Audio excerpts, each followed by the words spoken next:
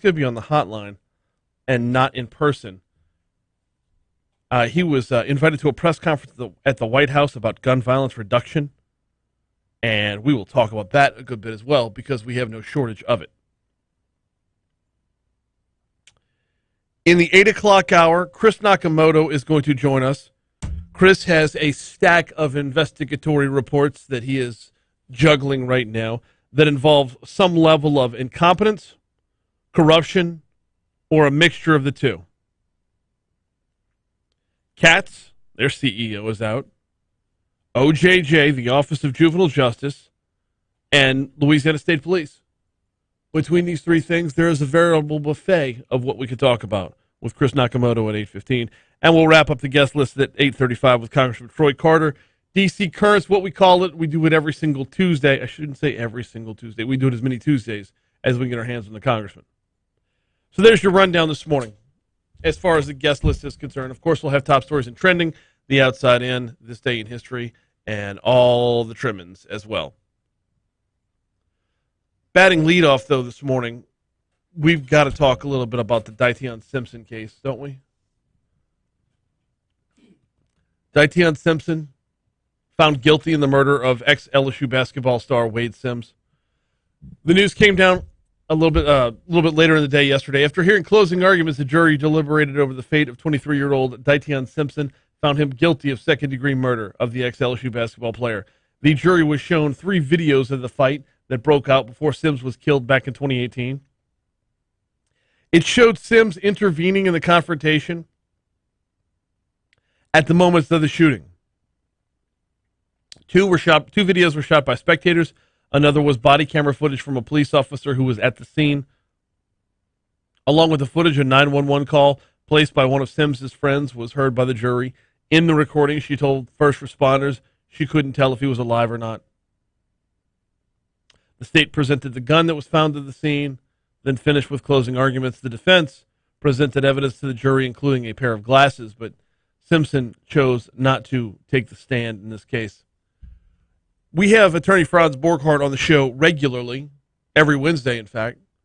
And one of the things that we've had a conversation about is trials, murder trials, once they finally happen in Louisiana, and this is a long time in the making, and yes, the pandemic did play a role in that. But once they finally happen, they happen in quick order.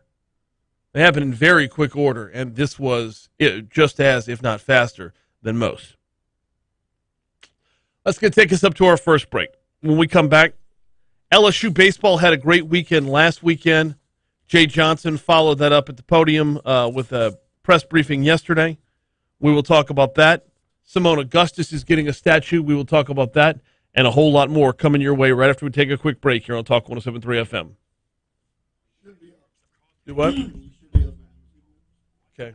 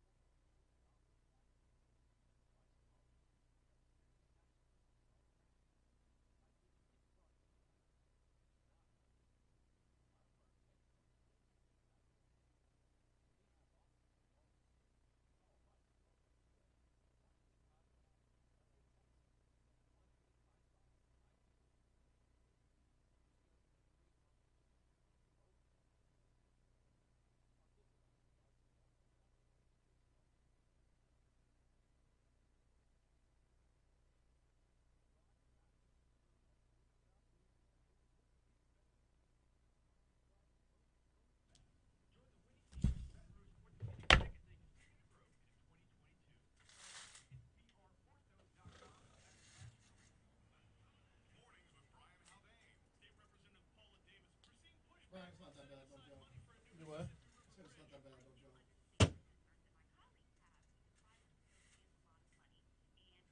He said pulling up now. And I'm like, that was 8 minutes ago.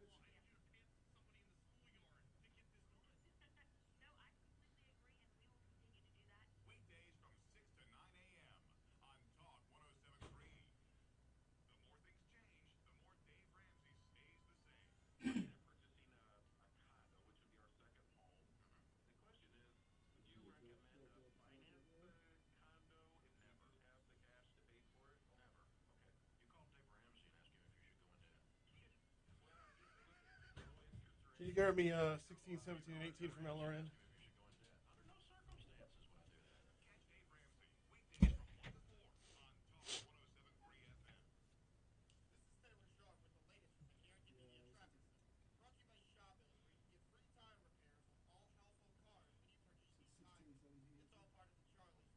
Yeah.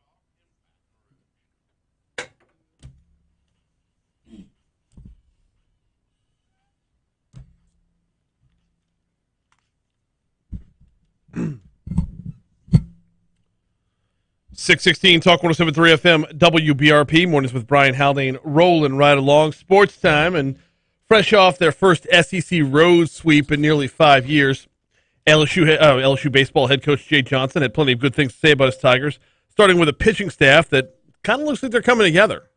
I mean, winning always starts and ends on the mound, or pitching just in general, and they obviously did a great job. 2 runs Friday, 3 runs on Saturday, 3 runs on Sunday. They didn't score any runs other than off of a home run on both Saturday and Sunday. So I thought that whole group did a great job. One of LSU's biggest hurdles this season, their weakest spot this season has been defense. Tigers have been better with the glove as of late, something that Johnson has taken notice of as well. I thought defensively we had a good week and improved. No errors on Friday, no errors on Sunday, which was great. So they complemented the pitching staff really, really well. Josh Pearson is a name you're going to hear a lot more. Josh Pearson got a lot of praise from Coach Johnson. He was named Conference Co-Freshman of the Week after batting nearly .500 with 2 home runs and a double over 4 wins throughout last week. Johnson says Pearson says the breakthrough week wasn't a big surprise. He's very coachable. He's very smart. We made a couple small adjustments in the fall, and he took to those well. I think the talent you knew was there. It was probably, of the freshman class of position players, was the guy I was most high on when I came here. LSU will be back at it tonight, or they should be back at it tonight against Lamar, heading to Fayetteville this weekend for the 3-game set against first-place Arkansas that begins on Thursday.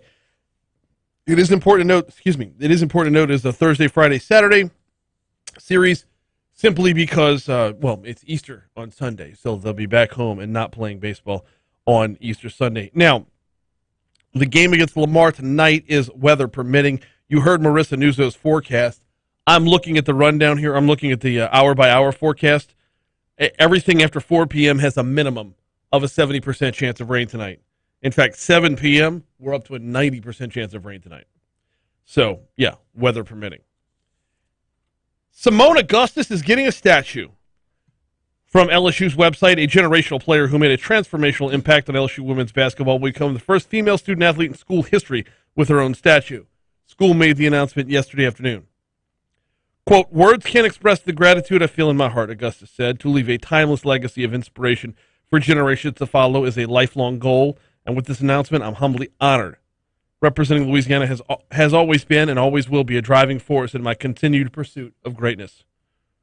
The statue is going to go outside the PMAC. She will be honored right there where Pete Maravich, Shaquille O'Neal, and Bob Pettit already are. Here comes the Fox Business Report. Thank you, Taylor. Hop on in, get caught up to speed.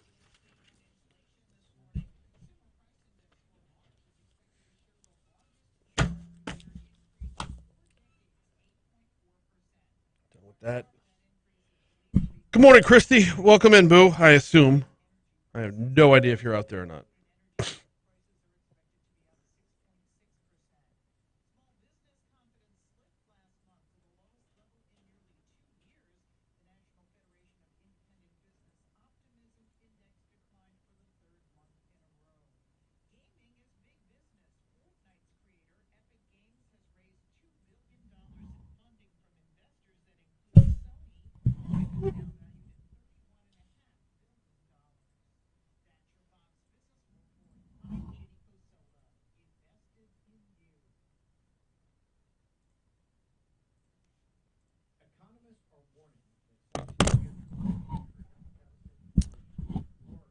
What the hell?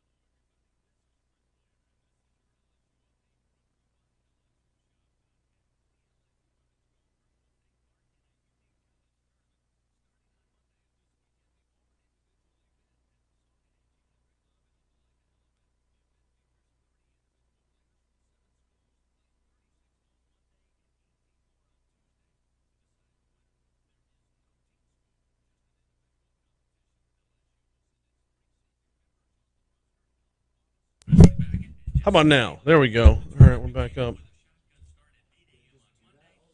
Yeah, I've never seen it do that before. It wasn't twisted all the way through, so I don't know why it was doing that. Yeah, yeah.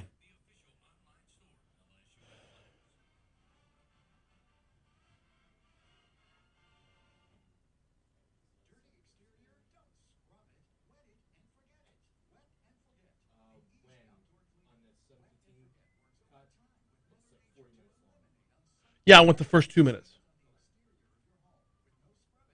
Wait, that's 40 minutes long? Oh, yeah, yeah. On the rundown, it says 00 to 219.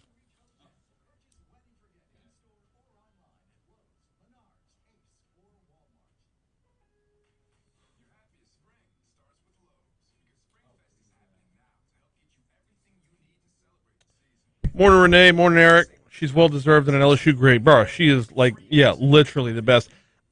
So the thing is though, to still get one too. Can you really determine which of the two was that much more impactful?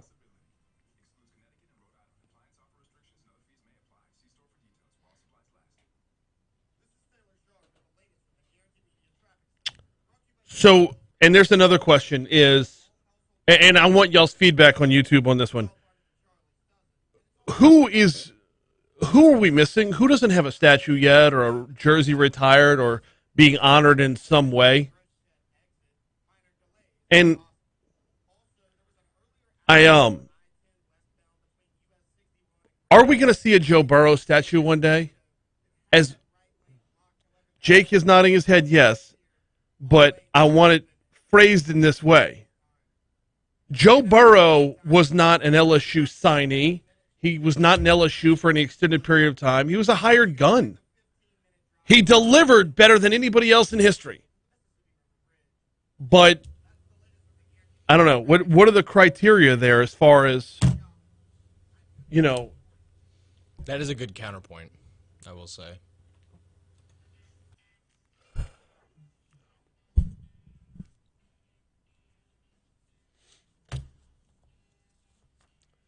.624 Talk 107.3 FM WBRP mornings with Brian Haldane rolling right along.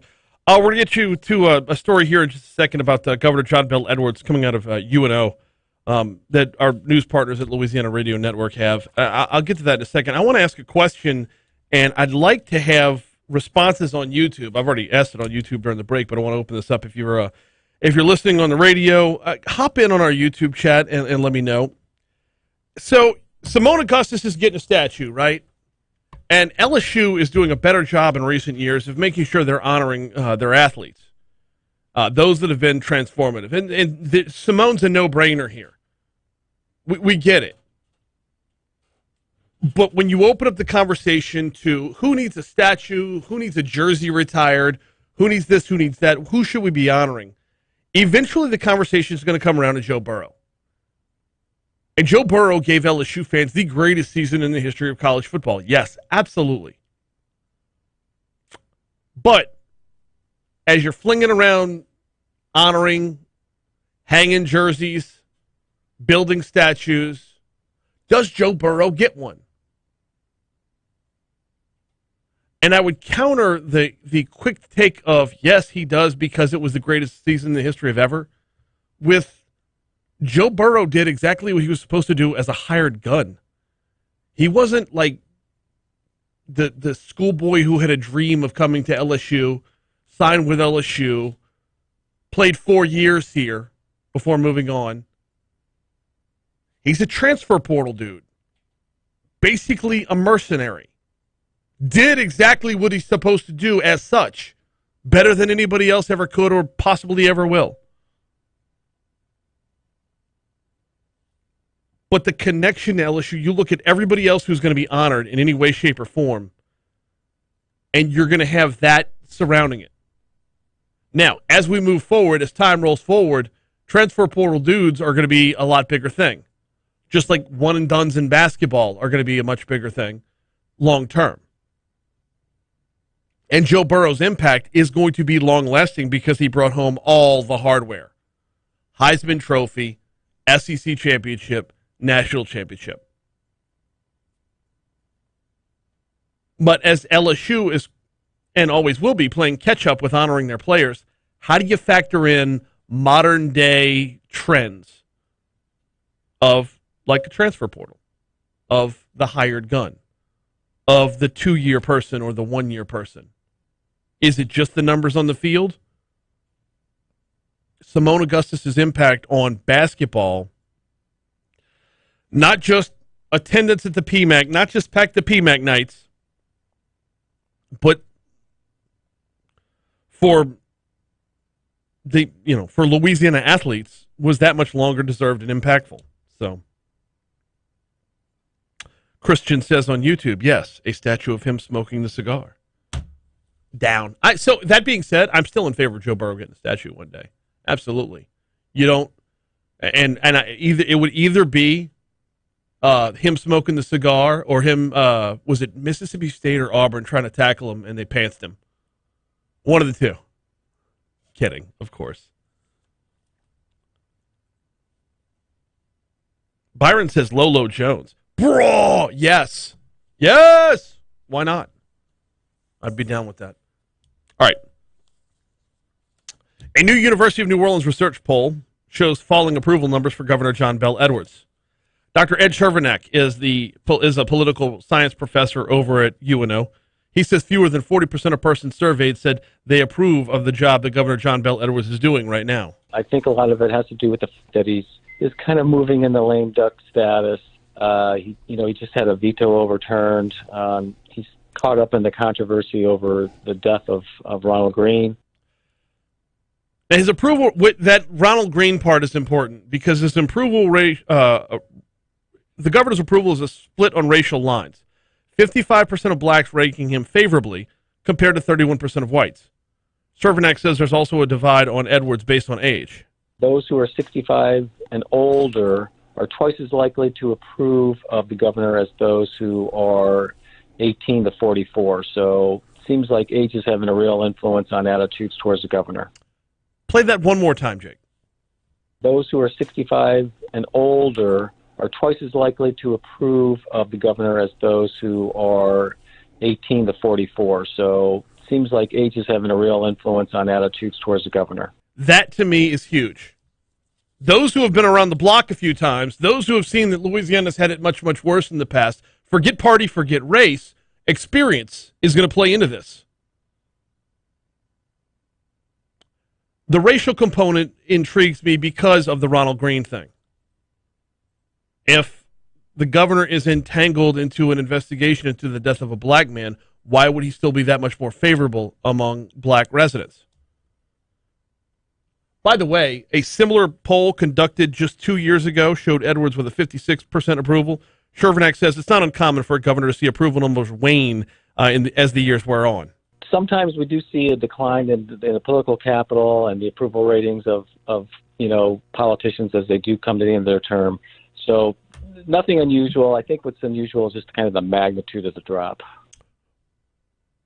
I believe it was Bruce Wayne who said you either die a hero or you live long enough to become the villain. Basically, you go around the block enough times, you're going to tick everybody off. Here comes news.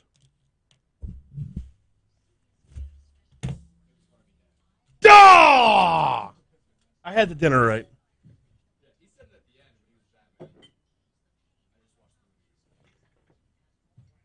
All right, the Dreams Come True interview that was in yesterday's folder. We're going to play that here.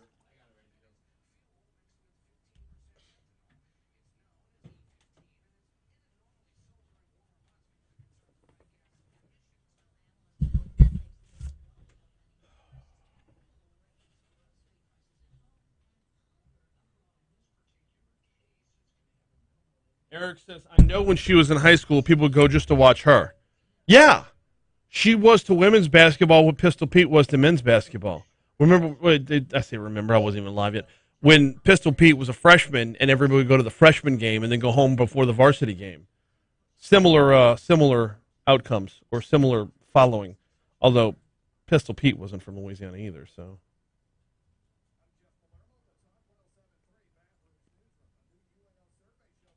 He led with it, you jerk.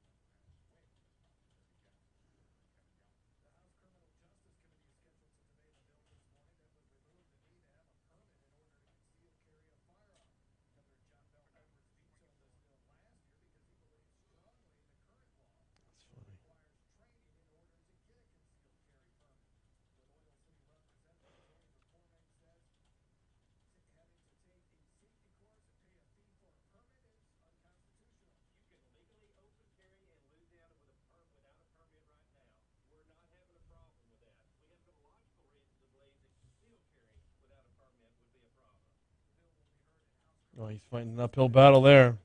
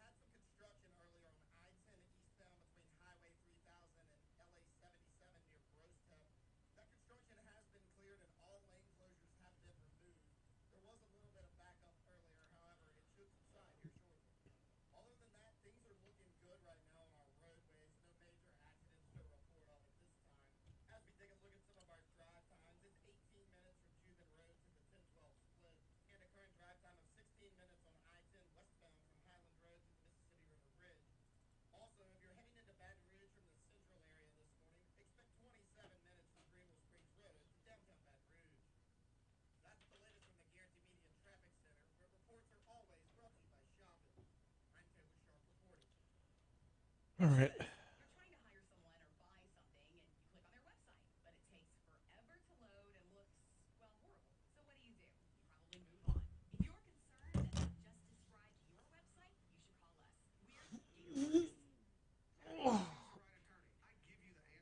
Okay.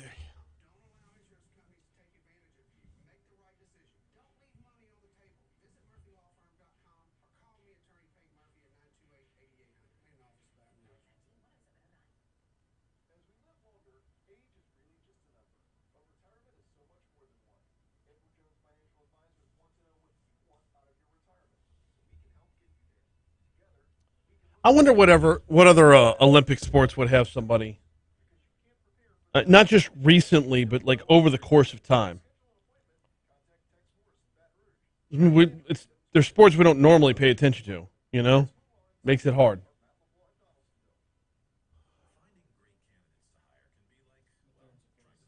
Okay.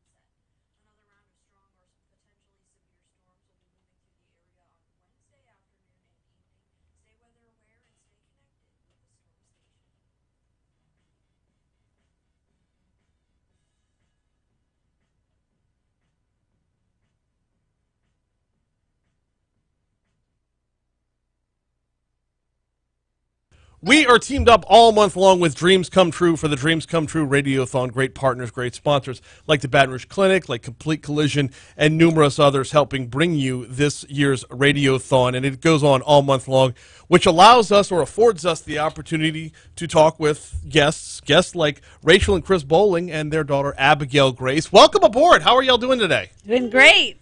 Doing good. All right, let's start with the basics. What is Abby fighting? What is Abby battling? Abigail was diagnosed with T-cell acute lymphoblastic leukemia September of 2019. September of 2019. So you've had a good pandemic underneath your belt to Yes. exacerbate the battle, Correct. if you will. She's looking fantastic. She's clearly, if the battle going on, she's throwing a few punches. She has, and we've got 10 weeks left of treatment. Okay, what's treatment been like? We've been very blessed. Treatment's has rolled really well for us. We've not had very many complications or anything. A few weeks of neutropenia where we can't get treatment that week because counts are too low. But otherwise, we've not had any major issues and just keep rolling with the punches. And that's the news you pray for always. But Yes. that being said, it's not a walk in the park by any stretch of the imagination. There's a toll taken here, whether it be, have you all had to travel a good bit for treatment, or has it been mostly at home or around home? We were in Memphis at St. Jude from September 11th. We got there early in the morning on September 11th, 2019 till December 16th, 2019. And then I went back for 3 days with her in March of 2020, right before the pandemic started and everything went on lockdown up in Memphis. Yeah. But we've done everything at the St. Jude affiliate at Our Lady of the Lake Children's Hospital since then. The amount of resources we have in our own backyard should never, ever be overlooked because it does play a big factor here. When you have to pack up and travel to Memphis, that's kind of a big deal.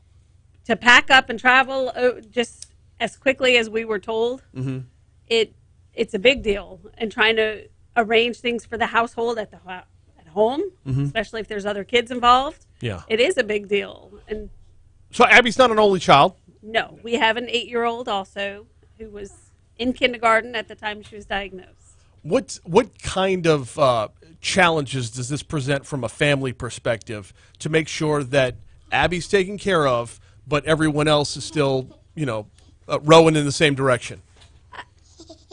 Well, I mean, we had to make sure we had somebody to take care of my son here so that he could keep things as normal as we could here, which my mom came in.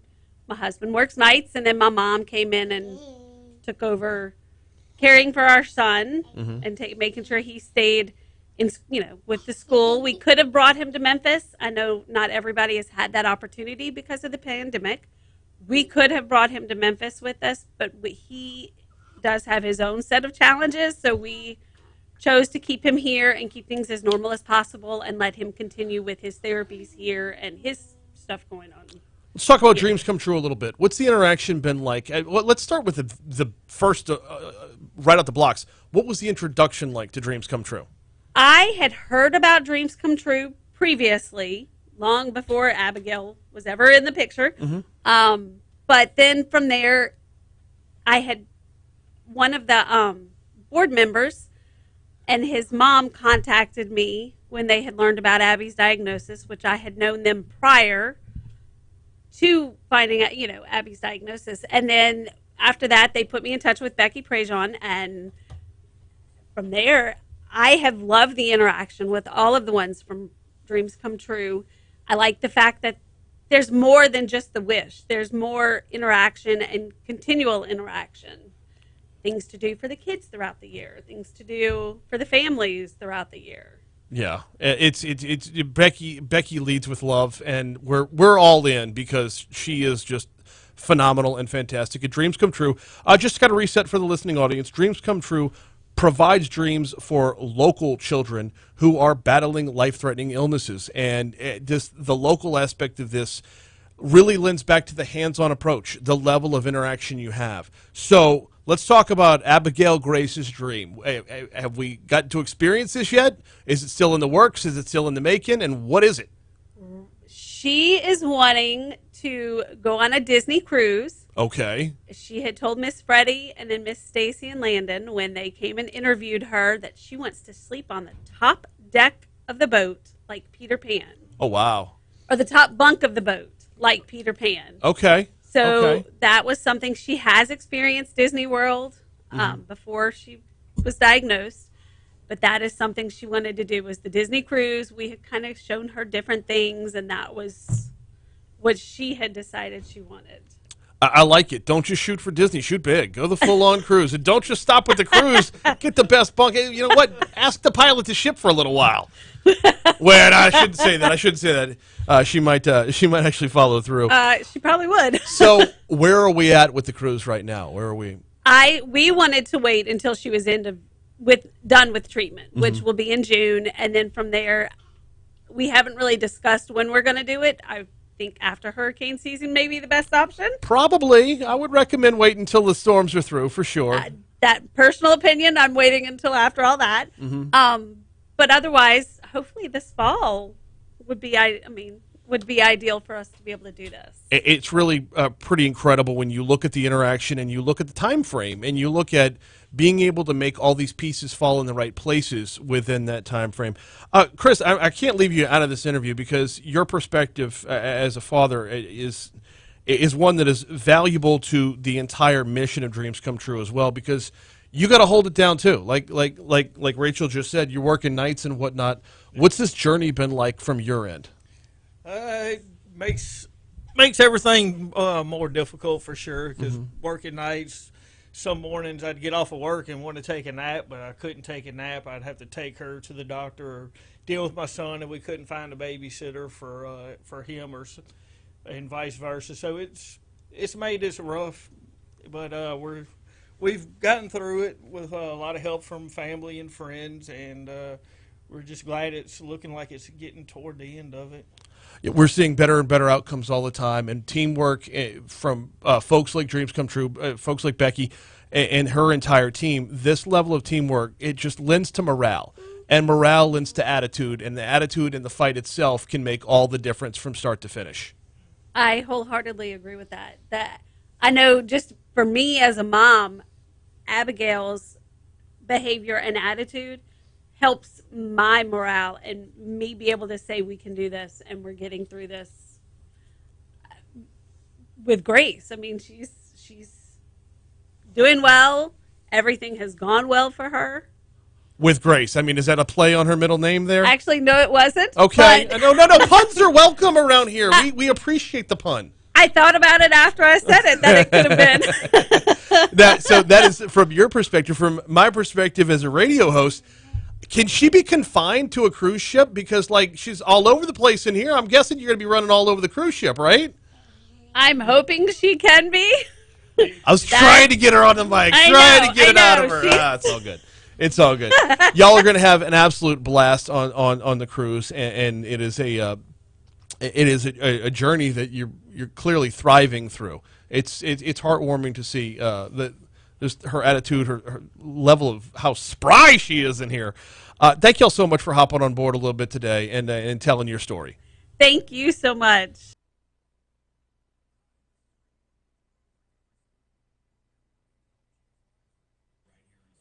All right.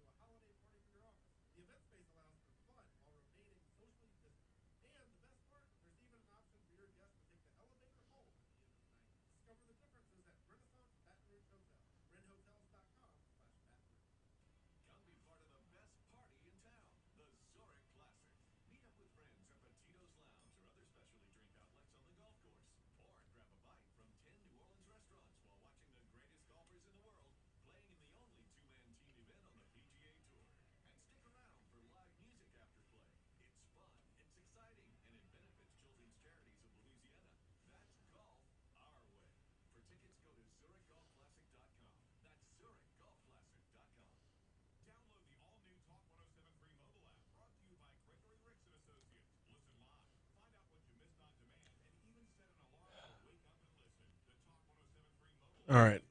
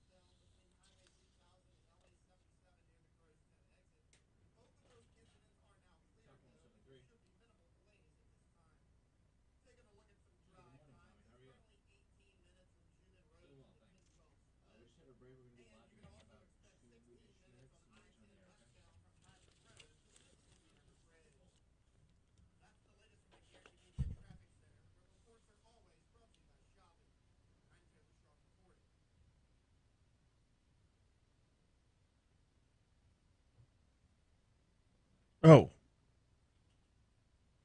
You had said it was only 5 seconds. I wasn't going to bother with it.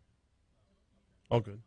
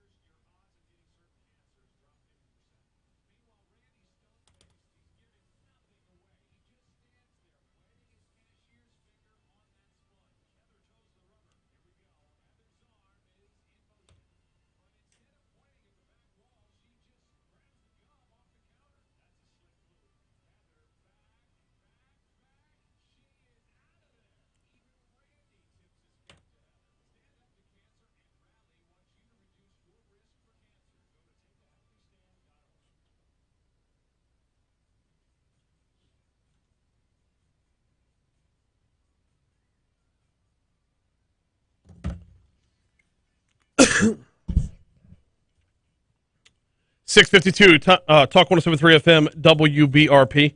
Mornings with Brian Haldane rolling right along. So, about a month or so ago, a little bit less than a month ago, we talked with Tommy Pigett from the RNC's Rapid Response Team about something that the Republican National Committee has seen a trend picking up, and those are voter registration drives at gas stations. Well, got Tommy back on this morning to talk about something different but similar. The reason they were posted up at gas stations was the rapid rise in gas prices.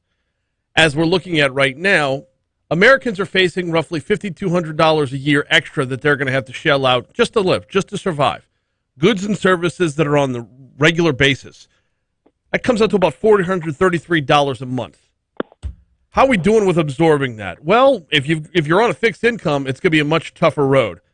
Tommy, good morning. Welcome back. How are you, sir? Hey, doing well. Thanks for having me. No, glad to have you back on here. I wanted to have you back on, if for no other reason than ask you the question, when everyone's done at the gas station, can we post up a registration drive at a grocery store? Not a bad idea. I'd be surprised if we weren't already doing it some places, but I know that our gas station registration drives have been enormously successful. We've seen a bunch of enthusiasm, and it's because Americans across the spectrum are sick of paying Biden's higher prices. Okay, let's start there. How much of this can be attributed directly to what's being termed as Bidenflation, and how much of this are circumstances that are beyond his control, like things that had to do with the pandemic or the war in Ukraine? Well, I think there's kind of two elements here. First, when Biden tries to blame other parts of the economy or the war in Ukraine, we have to remember that inflation has been above 5% for about 10 months now. So long before Putin invaded Ukraine. So the reason why we were in such a weak position when it came to prices when Putin invaded Ukraine was because Biden had fueled inflation with a massive $1.9 trillion boondoggle he passed when he first came into office. And that's not just me saying it, it's not just Republicans saying it, that's liberal economists like Larry Summers, who works for Obama, and Jason Furman, who also works for Obama, saying that boondoggle helped fuel inflation. And then when he talks about things like the supply chain or corporate greed, you have to remember back in the early parts of his administration, Biden was out here claiming this was the best economy in the history of the world. Even though he had inherited a lot of the recovery from President Trump, he was trying to say, look at what I've done. This economy is fantastic. And then he tries to turn on a dime and say, oh, wait, this economy is not good, and it's because of X, Y, Z issue. Well, which one is it? Is this economy great because of you, or is it bad because of everyone else? And I think the contradiction, the hypocrisy, shows how weak his message is. A lot of what he ran on what had to do with blaming Trump for economic policies that had left people in a position of vulnerability. They leaned on a survey they used a lot from the Federal Reserve that was a report on the economic well-being of U.S. households, and that report said Americans could not afford. They didn't have $400 worth of buffer per month in their budget. And now we're looking at inflation of roughly $5,200 a year, which comes out to about $433 a month. I don't know how you can run on saying, hey, no one can afford, or not no one, but the majority of people cannot afford this level of increase, only for 2 years later to come back and say this is the exact increase you've got, darn near to the dime. I think that's a great point. And, yeah, it's exactly what's happened. I mean, the Fed study you mentioned said most Americans cannot afford a $400 unexpected expense, or many Americans couldn't. And that's the exact unexpected expense that Biden has delivered every single month, with prices going up, costing the American people $433 per month. I think it shows the disconnect, once again, between Democrats' rhetoric and Democrats' reality. Democrats run oftentimes saying that they're staying up for working people, that they're going to increase wages, that their government spending is going to help people. But it time and time again does the opposite, because when you tax the American people, when you send money to the swamp, which is maybe the worst organization in the history of the world that's spending money, when you send all of Americans' money to the swamp, they're going to waste it. They're going to send it to cronies. They're going to send it to their donors. They're going to send it on projects that the far left wants. That's exactly what Biden did. And the middle class, working families were left paying the bill through inflation. And that's exactly what we've seen. We got Tommy Pigett from the RNC's Rapid Response Team as our guest. Tommy, I got to ask you about the midterms coming up this year. I don't expect to see a major shift in policy or a major shift to get us out of any kind of long-term effects of the inflation, but I would be shocked if I didn't see something pulled out of someone's pocket that would alter the short term here. A lot of that report that I was talking about before was about the amount of debt that Americans are carrying. The reason they can't afford $400 more is because of the debt that they're carrying. What kind of expecting the unexpected are we looking at for this year's midterms? Well, it's always hard to say exactly. That's kind of why it's unexpected. But I do think that Biden's going to come out and try to say that his Build Back Broke agenda would have lowered costs for families, would have maybe addressed some of that debt. But I think, once again, that they're looking at the wrong issues. I mean, I think one of the issues they thought was going to be a strong point for them was extending the moratorium on paying back student debt. That was one of the actions that Joe Biden took, citing pandemic reasons. But once again, we kind of see hypocrisy here, because student debt is concentrated or disproportionately benefits rich Americans, because it's usually private school debt, it's usually expensive debt. And by extending that, you might actually force them to pay more in the long run. And then on top of that, by extending that moratorium on paying back that debt, you're actually going to see inflation driven and increased, according to economists, once again, like liberal economist Larry Summers.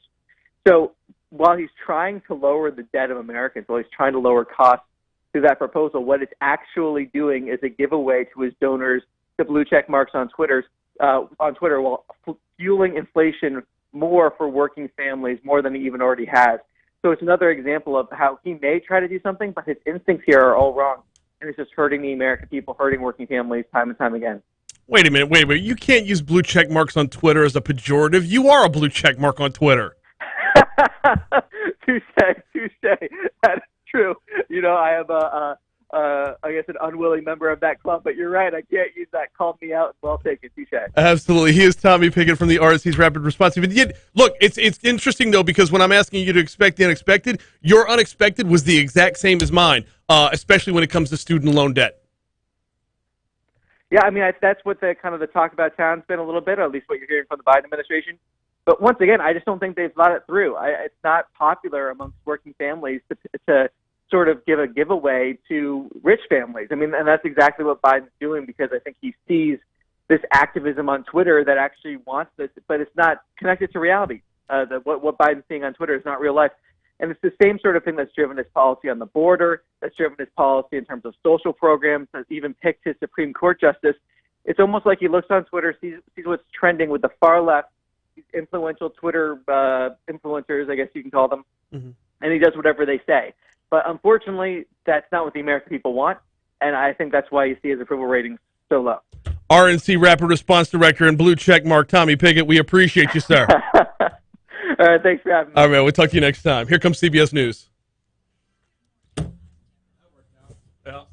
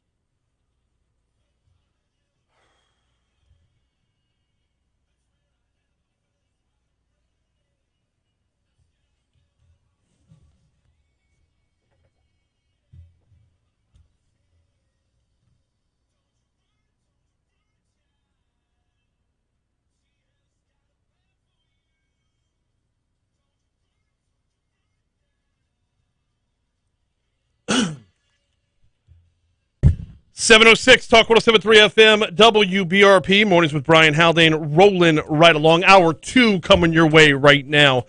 Looking at the rundown for this hour, top stories and trending are coming up in a minute. In our next segment, we're going to take a little deeper dive into the LHSAA statement on name, image, and likeness. And we might have a couple of other stories mixed into that segment as well, but they held I don't know, it was a Zoom conference or whatever, but it was available on YouTube. So we're going to have some video for you in our next segment of Eddie Bonine from LHSAA, who would have been on with us this morning, except the Louisiana High School Sports Hall of Fame is inducting a whole bunch of members today, and he is basically out of pocket all day long. So we'll have Eddie Bonine on later on in the week to kind of revise and extend the comments and possibly answer a couple questions as well about NIL on a high school level. I've got a slew of questions. Anyway, that's coming up in our next segment. Baton Rouge Police Chief Murphy Paul joining us at 7:35 this morning. Looking forward to talking with Chief Paul about the Citizens Academy. Graduation is tonight for the Citizens Academy, but also what he's up to right now. He's in Washington, D.C. right now, talking about gun violence. And we will hear from Chief Paul at 7:35. We'll have the outside in to round out the hour. Going to get you to top stories and trending here in just a minute. Before we get to top stories and trending, got to ask, it is Easter week. We're counting you down to Easter Sunday. A lot of folks, that means a crawfish boil. Some folks, that means a big old barbecue. Either way, you're going to need to stock up ahead of time, which is why I'm sending you to Mathern's Market downtown on 3rd Street or in the Nicholson Gateway Shopping Center. Either way, Mathern's has got you covered. Mathern's has got you set and ready to roll for Easter weekend and the grilling season beyond. We're not that far away from Memorial Day, which means we're not that far away from the unofficial start of summer, which means you're going to be hitting the grill more often and you need to be ready. Mathern's Market has got you covered. Downtown on 3rd or the Nicholson Gateway Shopping Center. Swing by Mathern's today. Get stocked up. Don't forget, download the Mathern's app right now. You can get your grocery shopping done before you even leave work. Get your grocery shopping done. They're going to bring it out to your car. It's going to be raining this afternoon and tomorrow afternoon and for the rest of our lives anyway, right? Have them bring it out to you. Downtown on 3rd, Nicholson Gateway Shopping Center from Mathern's. All right, time for top stories and trending. Let's hit it.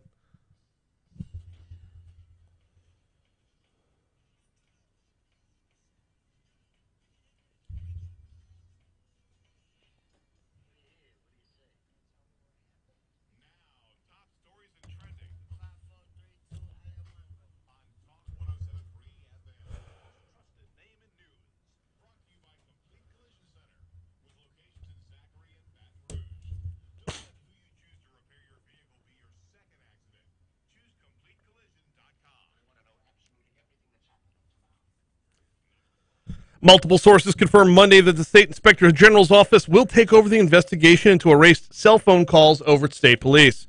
Sources said Inspector General Stephen Street will likely start with second-in-command Doug Kane's phone first, since he remains employed at state police, then branch out to other top-level leaders who have since left the department. Colonel Kevin Reeves and his number 2 at the time, Mike Knoll, also had their phones sanitized.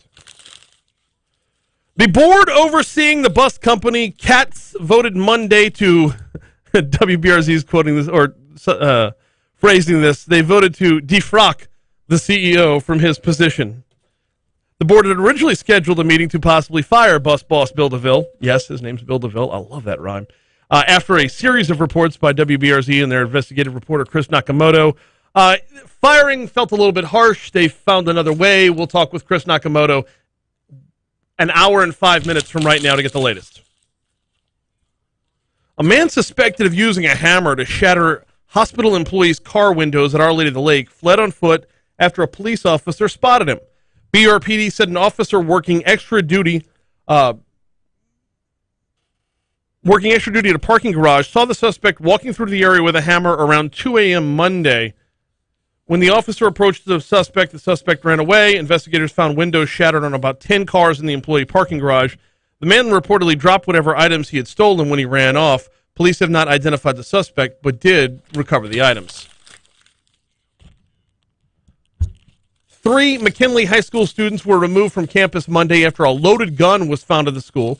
A spokesperson said the 3 students were not supposed to be at school Monday, but it's unclear of the reason they were there and unclear of the reason they had the gun. The students were taken into custody by deputies. There were no injuries in this incident. After hearing closing arguments, the jury deliberated over the fate of 23-year-old Daitian Simpson, found him guilty of second-degree murder of an ex-LSU basketball player. This would be Wade Sims. The jury was shown 3 different videos of the fight that broke out before Sims was killed back in 2018, which showed Sims intervening in the confrontation at the moments of the shooting. 2 of those videos were shot by spectators. One was body camera footage of a police officer who was at the scene.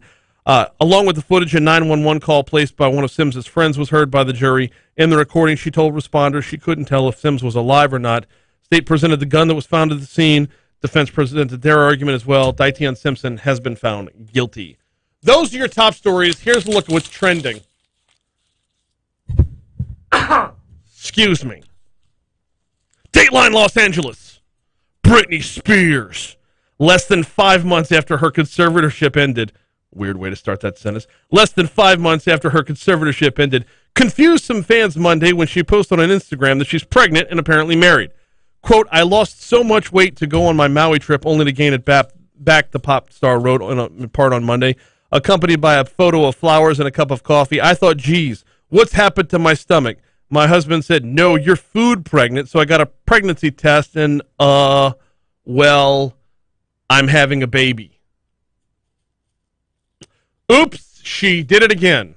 Britney Spears is, in fact, pregnant, according to reports. Those are your top stories in trending. Let's take a quick break. When we come back, talk LHSAA and NIL and what other letters are in the alphabet that I didn't include. Next. What up? Nothing.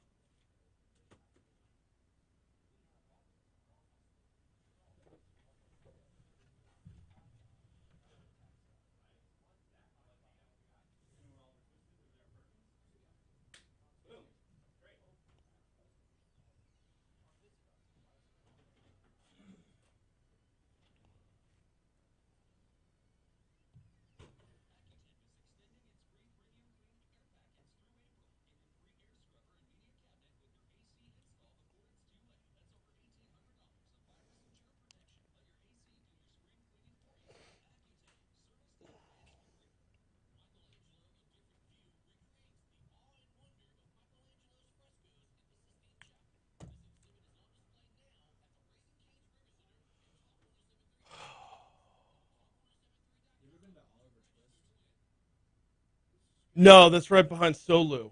No, I think it's right behind Solu on Perkins. Yeah. Yeah. Who's this?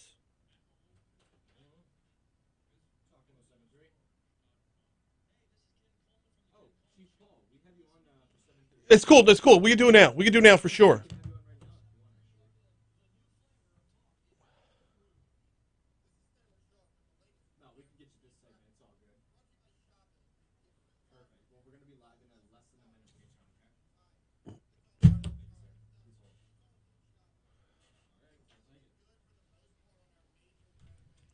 I would rather him in this segment.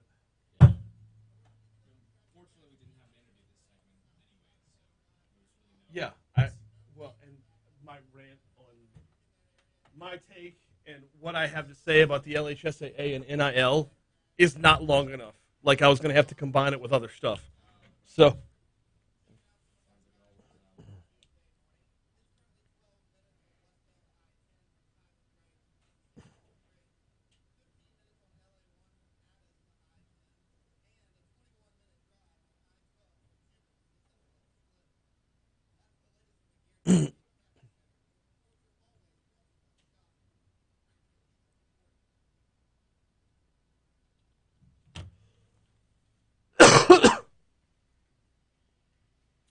Good Morning America has a reporter named Pierre Thomas.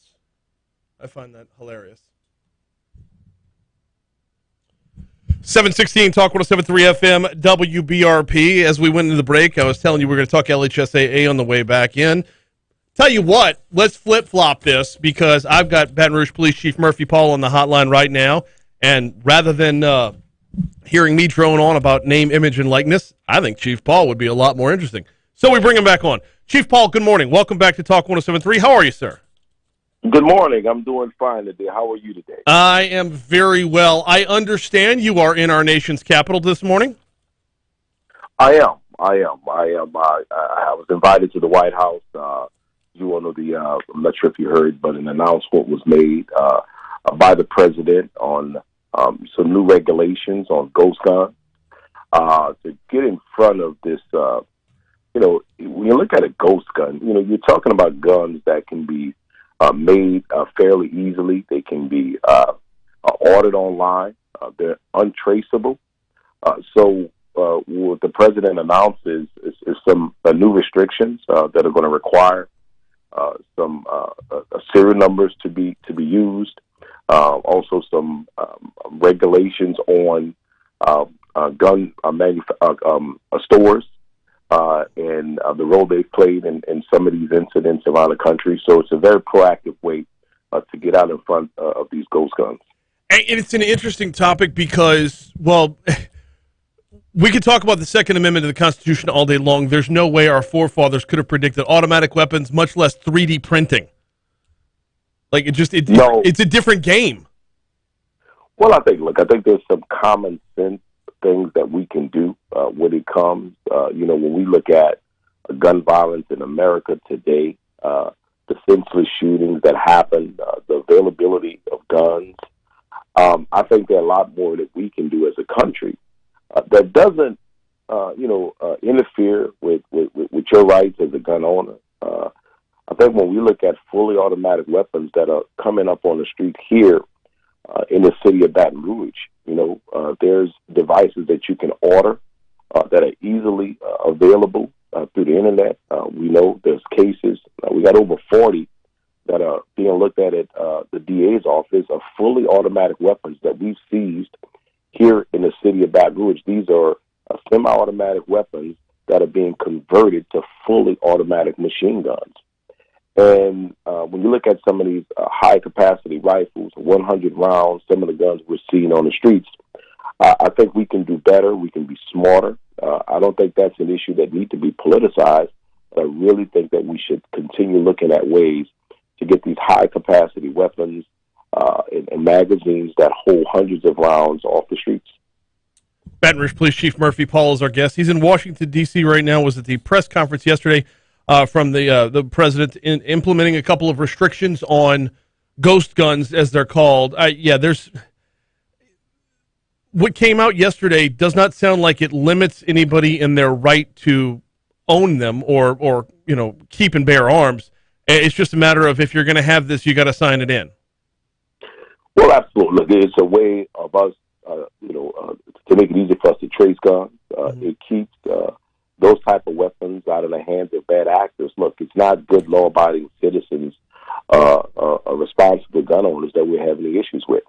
It's those individuals who are finding ways to get illegal weapons, and this is one of the ways that we're learning that they're getting weapons in their hands and committing crimes. So it's another opportunity for us to be more proactive to get these guns off the streets. What time you get home? I'll be back tomorrow. Oh, so you're going to miss the graduation tonight. I am. Let me tell you, I went through the Citizens Academy a couple of weeks ago, sat down and had a great conversation with those in the academy, and I am going to miss the graduation tonight, but I will be there in heart. I tell you, what an awesome experience to listen to the very diverse group of attendees and to listen to their perception of law enforcement and listening to things how we can do better, but just giving them the experience on what a police officer does every day. And I'm telling you, I am so proud of the men and women of this police department. Just like I'm up here talking about our officers every week, we got one of the best police departments in this country, and I'm proud of the work we're doing. If you look at where we're at as an agency, we are far above most police agencies in America, and that's something I'm proud of. I'm proud of the work they're doing, and we got the best citizens. And I'm going to tell you, just to sit there and listen to those in the academy was a very proud moment. So for those that aren't familiar with the Citizens Academy, give us a little refresher course as to what folks go through when they sign up. Yeah, so basically we take them through training. We show them what we do as police officers every day. They meet with different members of our staff. They go through shooting. They just learn everything that we do. We take them through the life and experience of a police officer. It's every Tuesday for a couple of months. It's from 6 to 8. But we engage them in conversation. And, we're able to clear up a lot of misinformation, a lot of perceptions, but we also get ideas from them. They're very vocal, they're very outspoken, and I love it, but they're so diverse in every way, from different parts of the community, from age. It's just refreshing to have them be part of the process and to listen to solutions, but really to help show them what our police officers experience every day. And you realize, policing isn't easy today, but it's a very rewarding profession. Baton Rouge Police Chief Murphy Paul is our guest. We're talking a little bit about the Citizens Academy, which graduates at 6 p.m. tonight at City Hall downtown on St. Louis Street. Chief Paul, one of the members of this class of the Citizens Academy, actually works right down the hall, and it has been the most amazing metamorphosis to see him come down here and join me every single Wednesday off the air, mind you, on YouTube, but off the air, and just give a full report and honestly glowing reports about how much this Citizens Academy can change your perspective from his standpoint. And for those that are listening, I'm talking about Richard Condon. Condon is a full-on convert at this point, and it has been a remarkable experience to hear him talk about how in-depth and how enlightening this whole thing has been.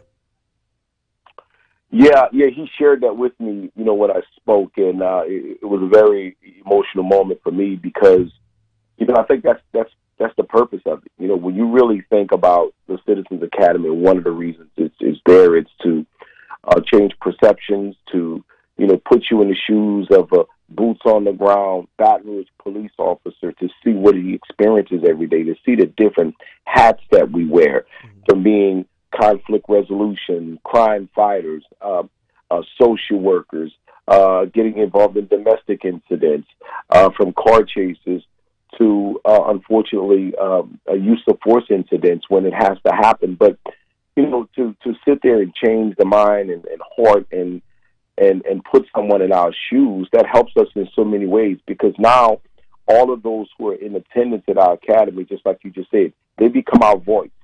When they hear misinformation, they say, well, that's not necessarily true. Let me tell you, I've been in the training. I've seen it. So to have those voices out there telling the truth, because facts still matter in our world.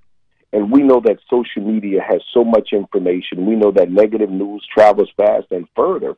And to have voices out there who really been through that experience to help put some of that misinformation away, because that does impact public perception of law enforcement. Got Baton Rouge Police Chief Murphy Paul for another couple minutes. Chief Paul, do we know when the next one is, or is it too soon to start talking about that one? No, we're going to be preparing that one. Should be up on our social media. A post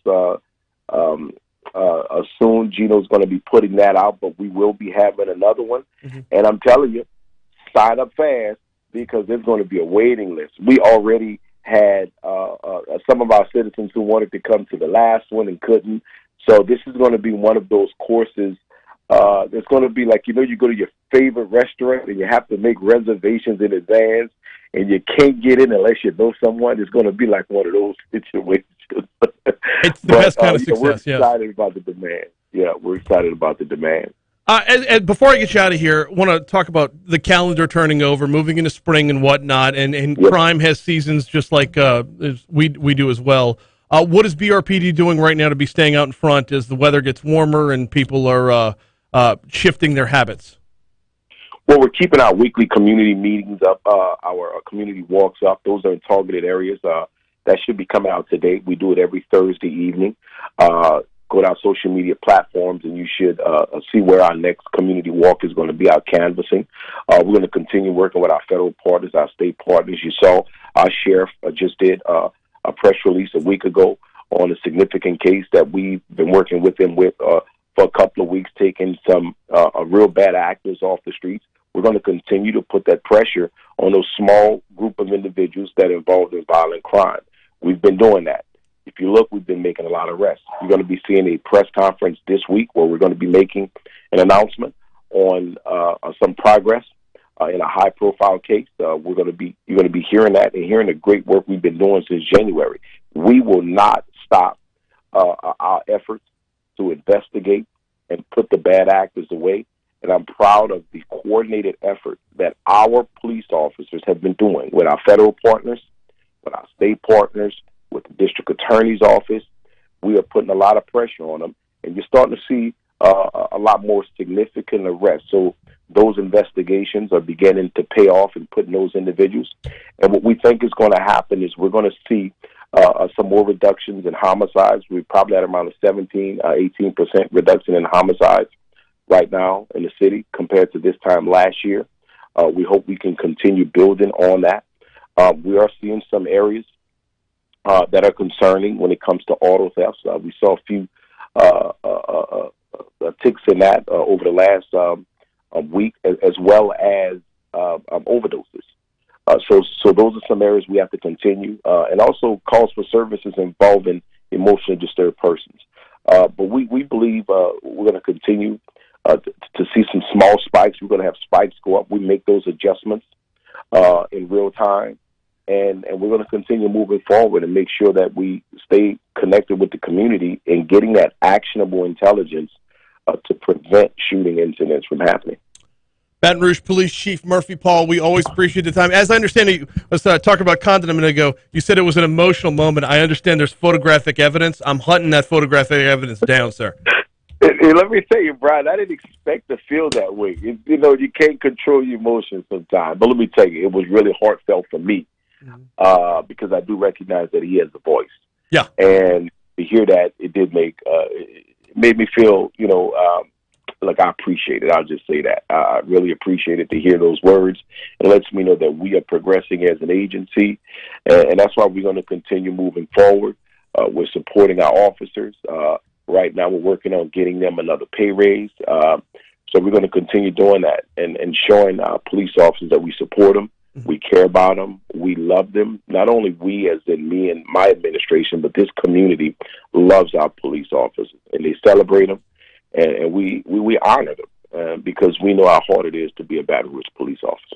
Baton Rouge Police Chief Murphy Paul, safe travels on your way home, sir. We'll talk soon. Yes, sir. Yes, sir. We'll talk to you soon. I got CBS News coming on your way in just a minute. Yeah. Okay, so I forget what day it was exactly. It wasn't last Tuesday. I think it was the Tuesday before. It might have, or Wednesday, because the class is on Tuesday. But Condon rolled up in here during break, and he talked about just in depth. He's been raving about this program that he took part in, the Citizens Academy, and it is going to be, the next round is going to be just as phenomenal, if not more so.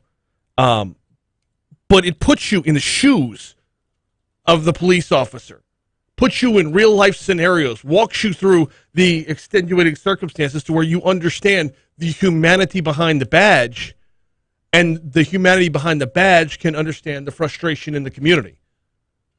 We'll have more as the next one gets closer. Right now, here's CBS News. Is Rich here? I'll be back.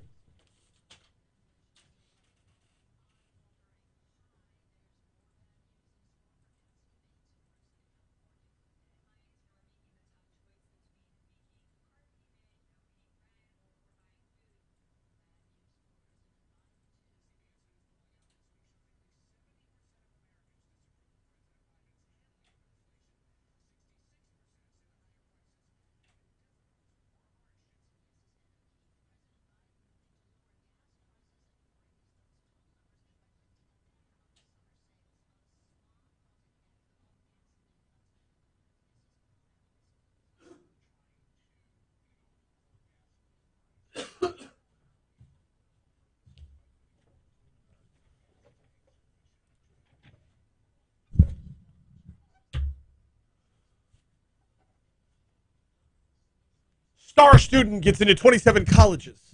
You can't go to 27 colleges.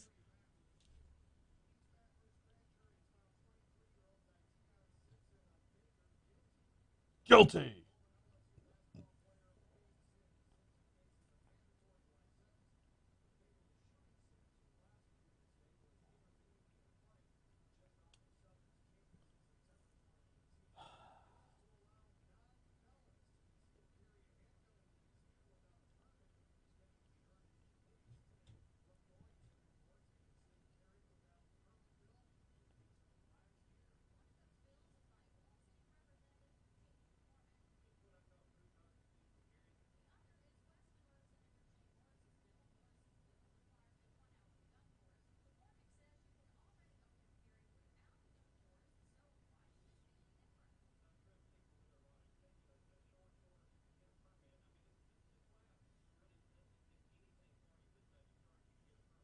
When is Scone and Tea?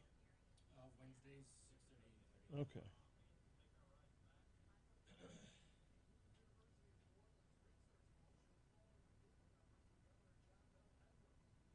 Hmm.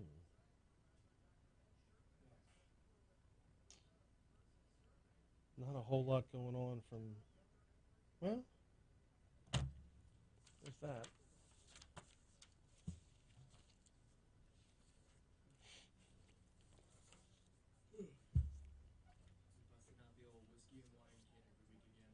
Gross.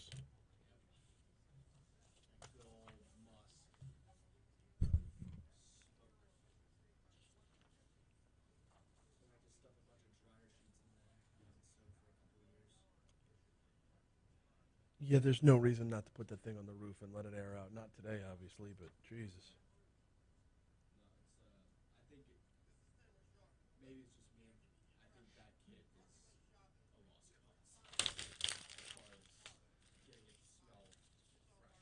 Yeah.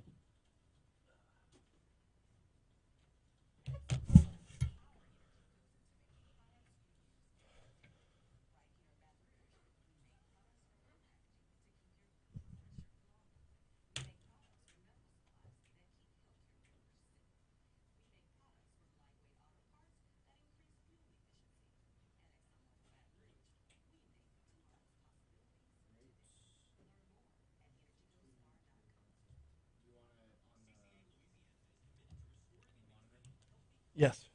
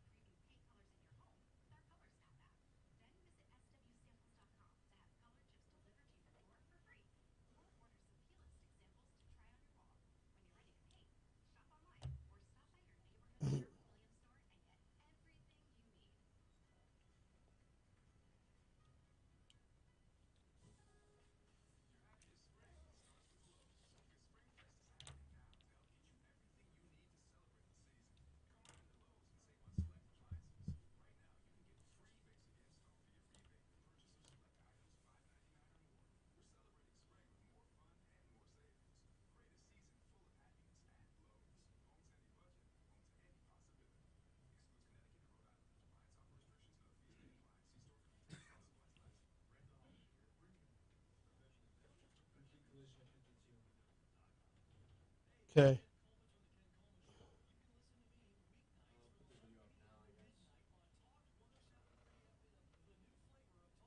What?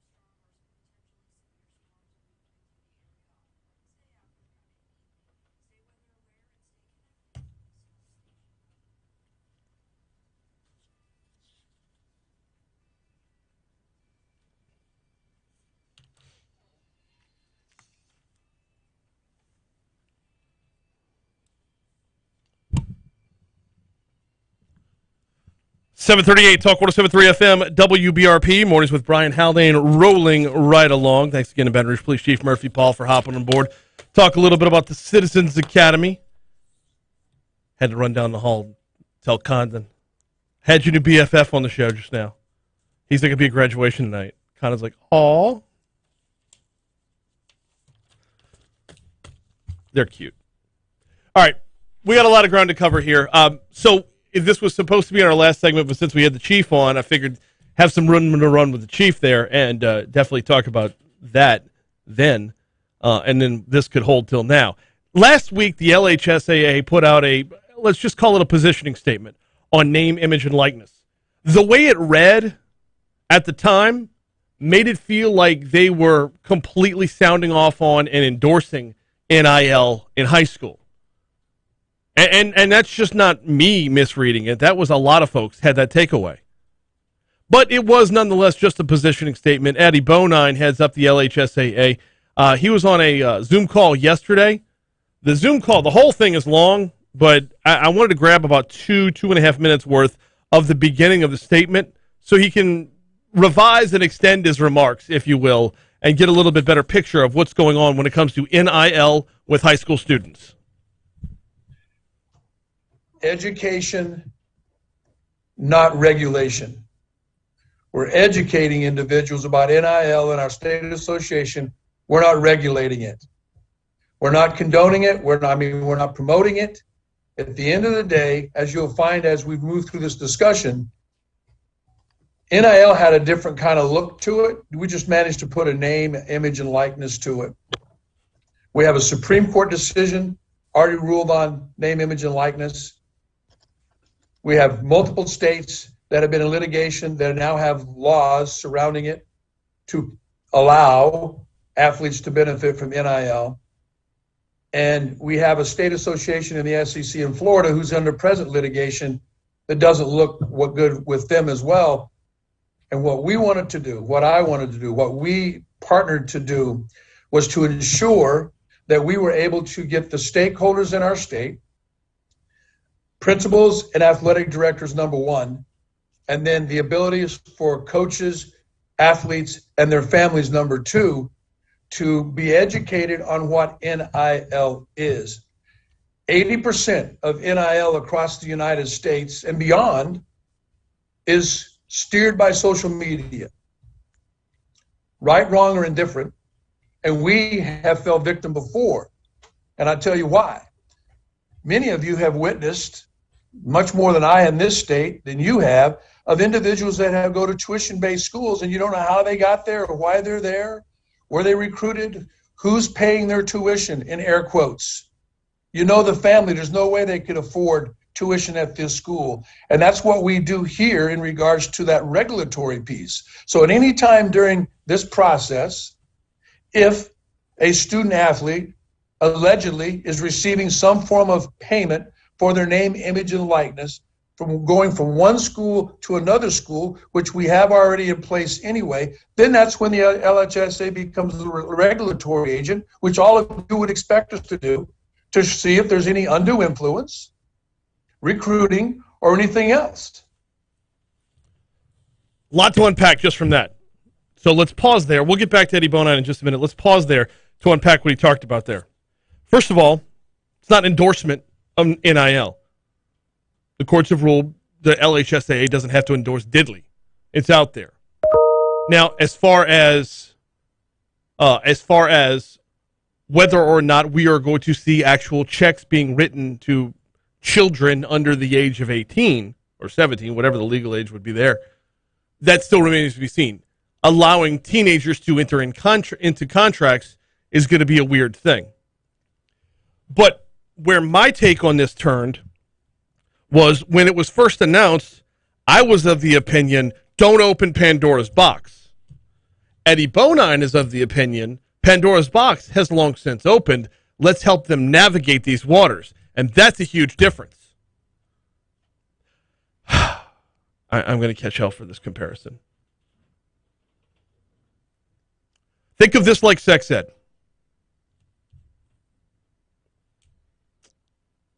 You're not... I don't want to walk down the path of is that the school's job or not, okay? But are you doing students, teenagers, a disservice by throwing them out in the world, letting the worst possible scenarios be the influencers here? Or is it your responsibility on some level to mold them, guide them, lead them down the proper path? You could say it's not the LHSAA's job to lead them down the proper path. Their job is to stay the hell out of it. Well, then you're going to allow the bad actors to give them the first bite at the apple. Social media is the major driver behind NIL dollars. 80%, I believe he said. And there isn't a commitment made to LSU or any university out there where you don't see the retweets and the shares on Instagram and the likes and the likes and the likes and the hearts and the follows. You don't see any commitment being made on signing day without it also being plastered all over social media. So you could say, well, how much sway does a high school really have when it comes to being an influencer on social media?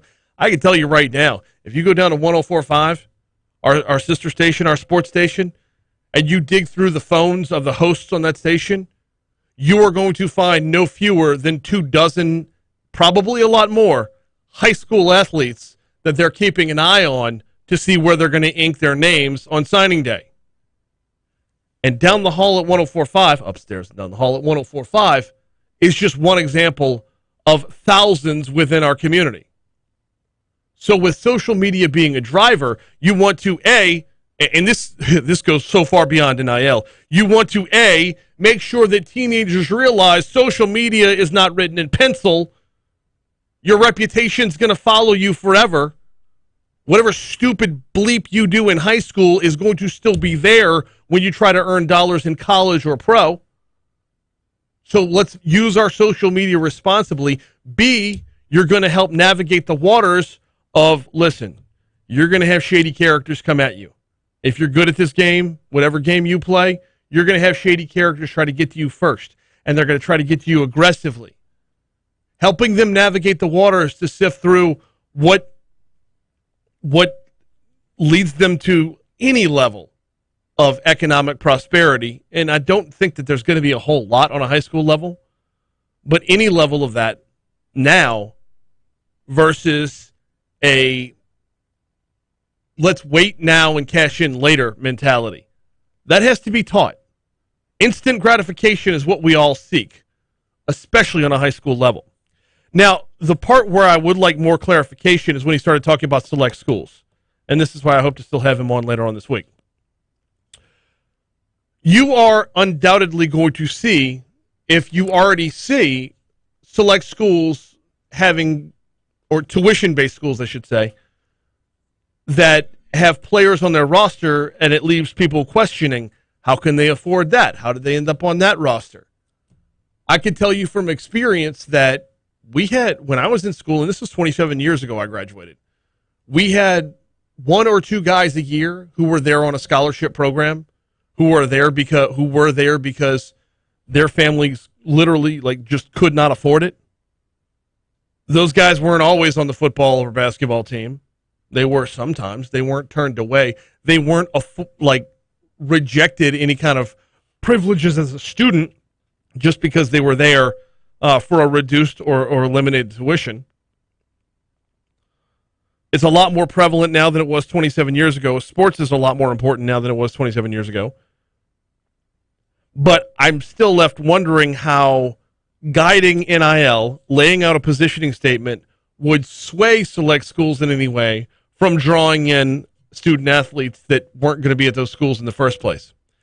Especially when you consider, watch what NIL is doing already in college football. The rich are already getting richer in college football.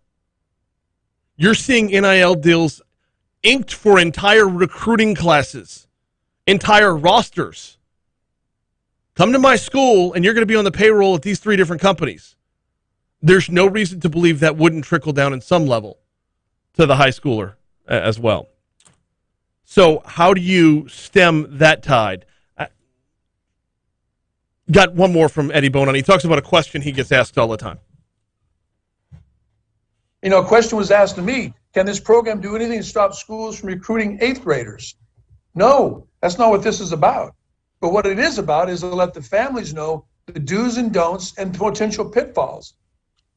Prior to the NIL piece, and then there shortly thereafter, after we approved this, I received emails from agents and attorneys as far northeast as Connecticut asking about representation for these kids.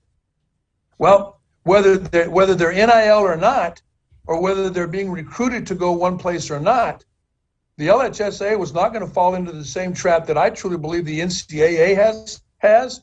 And now it boils down to who can offer the best NIL, i.e. in the SEC, maybe Texas A&M, and you've seen what's happened there and the dynamics is taking fold. We were trying to get on the front end of this.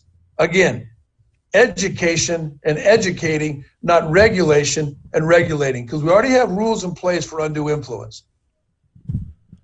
All right, it goes on from there, and there's just not enough time to do it all justice. But he said it point blank. What can this do to stop recruiting? Nothing. And as NIL enters the equation, it will only exacerbate that problem. But what it can do is provide some level of guidance. Whether it's used or not is up to the families. But some level of guidance as to, if you do XYZ, you will be guilty of XYZ. Here's your money now.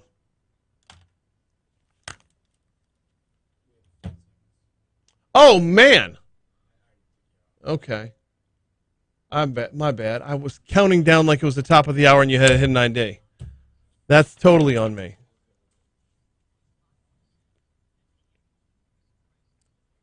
Troy says all this talk of statues and retired jerseys reminds me of red buttons on Dean Martin's Celebrity Roast. I never got a dinner. Oh, the I never got a dinner bit was legendary.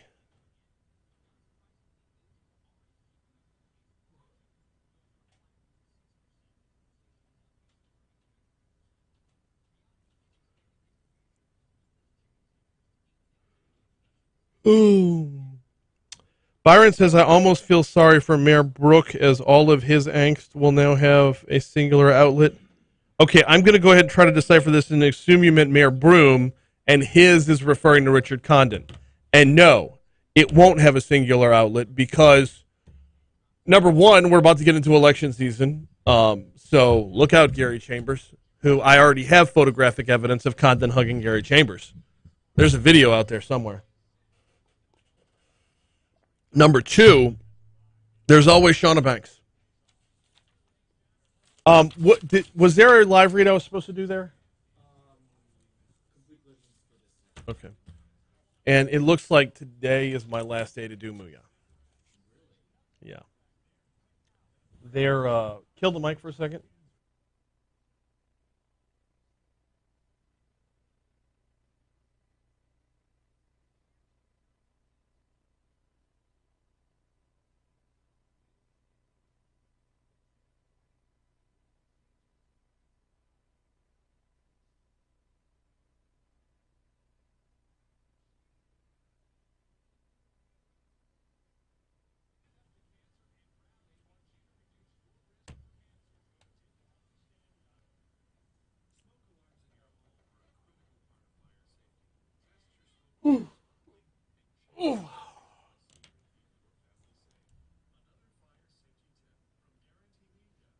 Oh, I was doing this.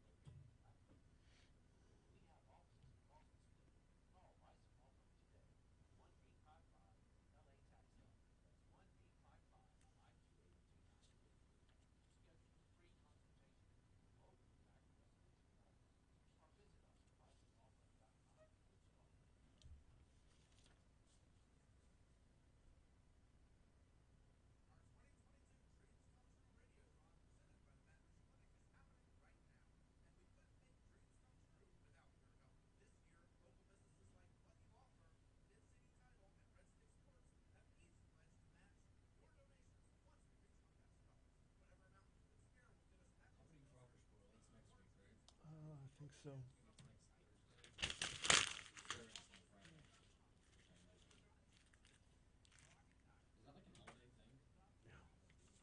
Yeah.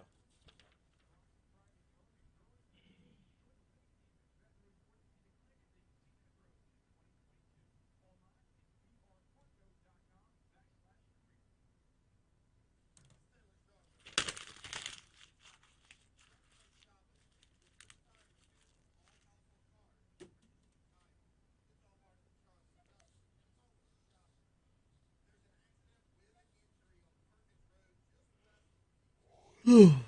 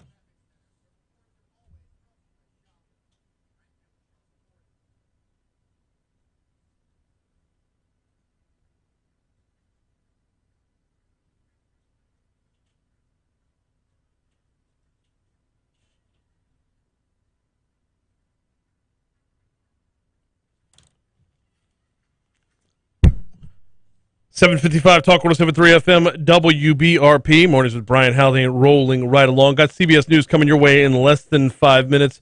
Got the Outside In coming your way in exactly 1 minute. Enough time for me to tell you about the folks over at Complete Collision Center. You know where to find them. They're on Perkins, just east of Bluebonnet. They're on Plank Road in Zachary. And more importantly, they are on demand, online at CompleteCollision.com. When you get to CompleteCollision.com, what you are going to find there is a lot about their certifications, especially that ICAR Gold Class certification. Look, Complete Collision is certified by more than a dozen major car manufacturers, and they've got the ICAR Gold Class certification. Not everybody gets that. In fact, it puts them in the top 15% of body shops nationwide. It's important to know the difference between repairing parts and replacing parts. It's important to know how to find hidden damage. It's important because it revolves around getting your family back on the road safely. And that's the work that the folks over at Complete Collision Center pride themselves on. Like I said, 768-9898 is the phone number. CompleteCollision.com is the website. Don't let who you choose to repair your vehicle be your second accident. Check out Complete Collision Center and CompleteCollision.com. Here comes the Outside In. Let's go.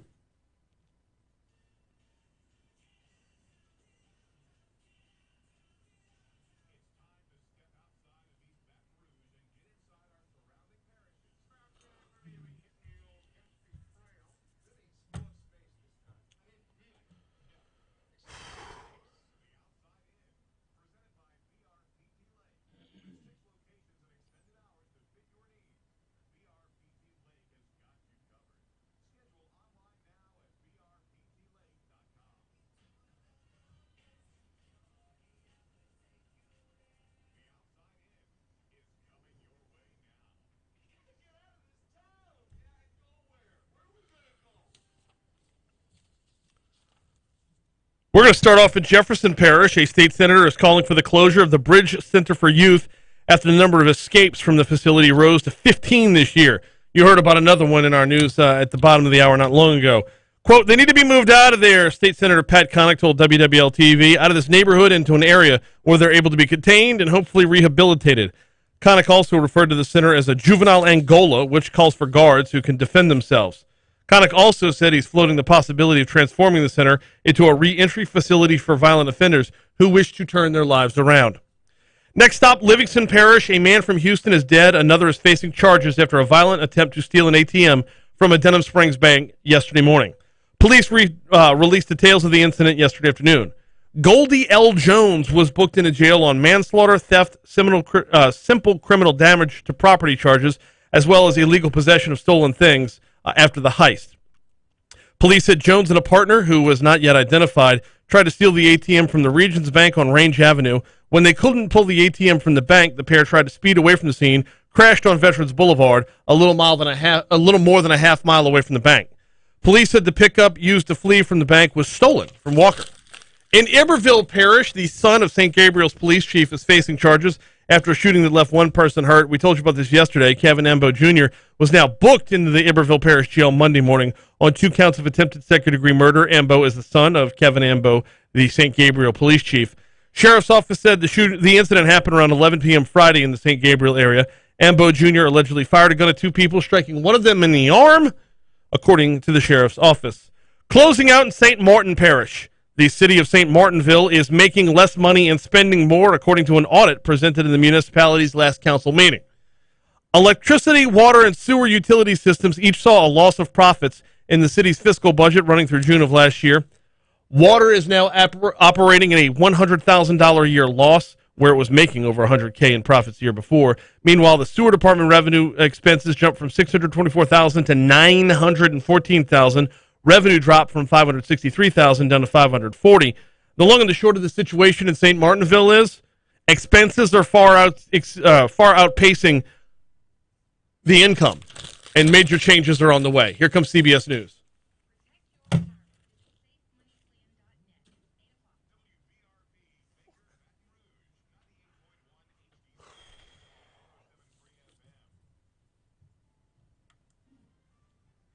Shit.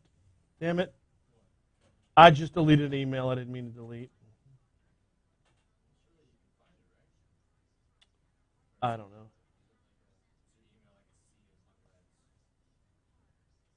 No, my delete box is.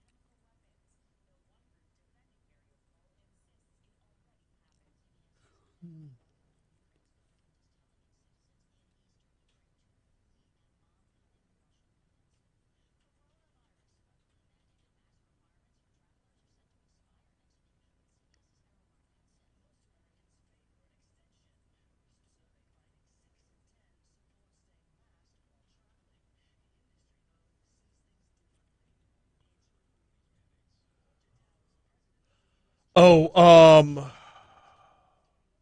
today's the 12th. We got 10 days. Never mind. Nothing.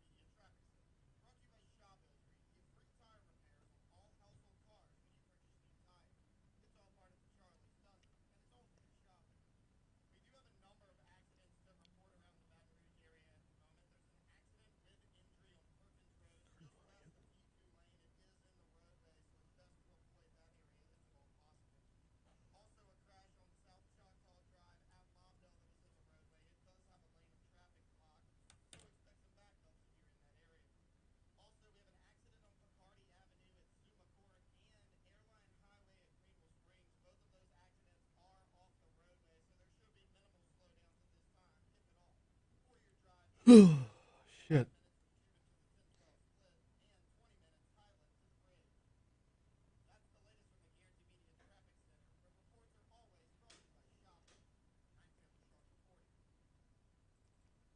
That was yesterday, not today. All right.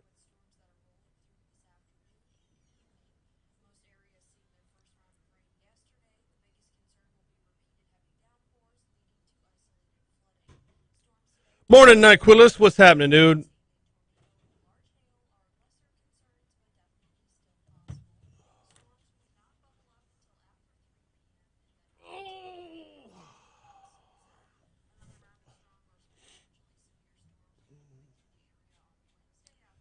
This actually works out well that I'm losing Muya today because we're a month away from Foodie Friday being all beef. So I get to court, pick, choose who I want next. Right. I'm probably going to avoid burger joints, though. Because I can't tell people for 2 years that Muya's got the best burger in Baton Rouge, and the next day be like, hey, Curbside is the best burger in Baton Rouge. I enjoy the Double Diablo a good deal. I enjoy being taken care of. Look, Chaz and Levant to do that. 806 Talk 107.3 FM WBRP, hour 3 of Mornings with Brian Haldane coming your way right now. Oh, I'm so looking forward to the next segment. No offense, Jake. So looking forward. Yeah, we're blowing right past you. Yeah, you should. You should, because Chris Nakamoto is up next. Nakamoto is busier than a one-legged man in a... Well, I think you know the rest of the phrase. Only difference is the man in that contest I was talking about isn't winning. Nakamoto is. Okay. Louisiana State Police, CATS, and the Office of Juvenile Justice.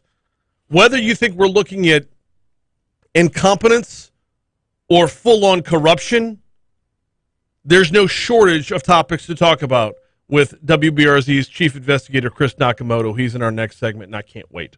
I can't wait to have a bite at this apple, especially now that we're seeing legislation being pushed to shut down the youth center in Bridge City or relocate it or build the walls 3 feet higher. I don't know what's going on in that.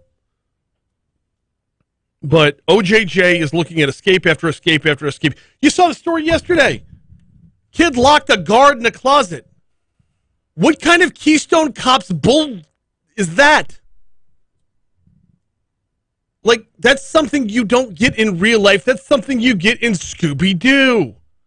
And I would have gotten away with it, too, if it wasn't for you juvenile kids.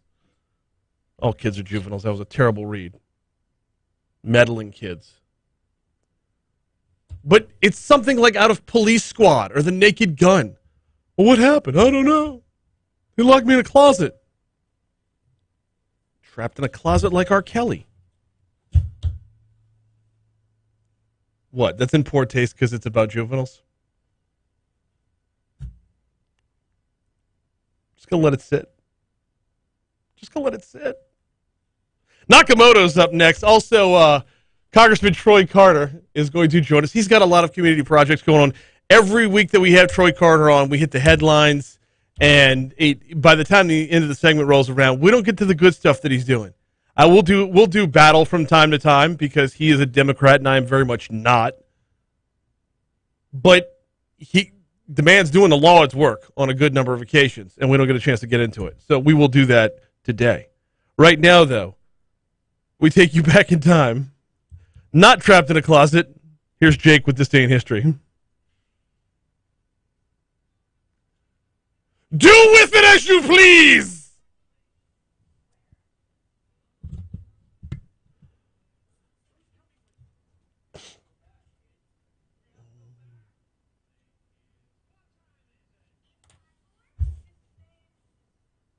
Yes, sir. It is time for what I now understand is Brian's favorite segment of the show, This Day in History. Keep it moving. We got Nakamoto up next. Oh, yes, sir. Yes, sir. 1861, Fort Sumter in South Carolina is attacked by the Confederacy, beginning the American Civil War.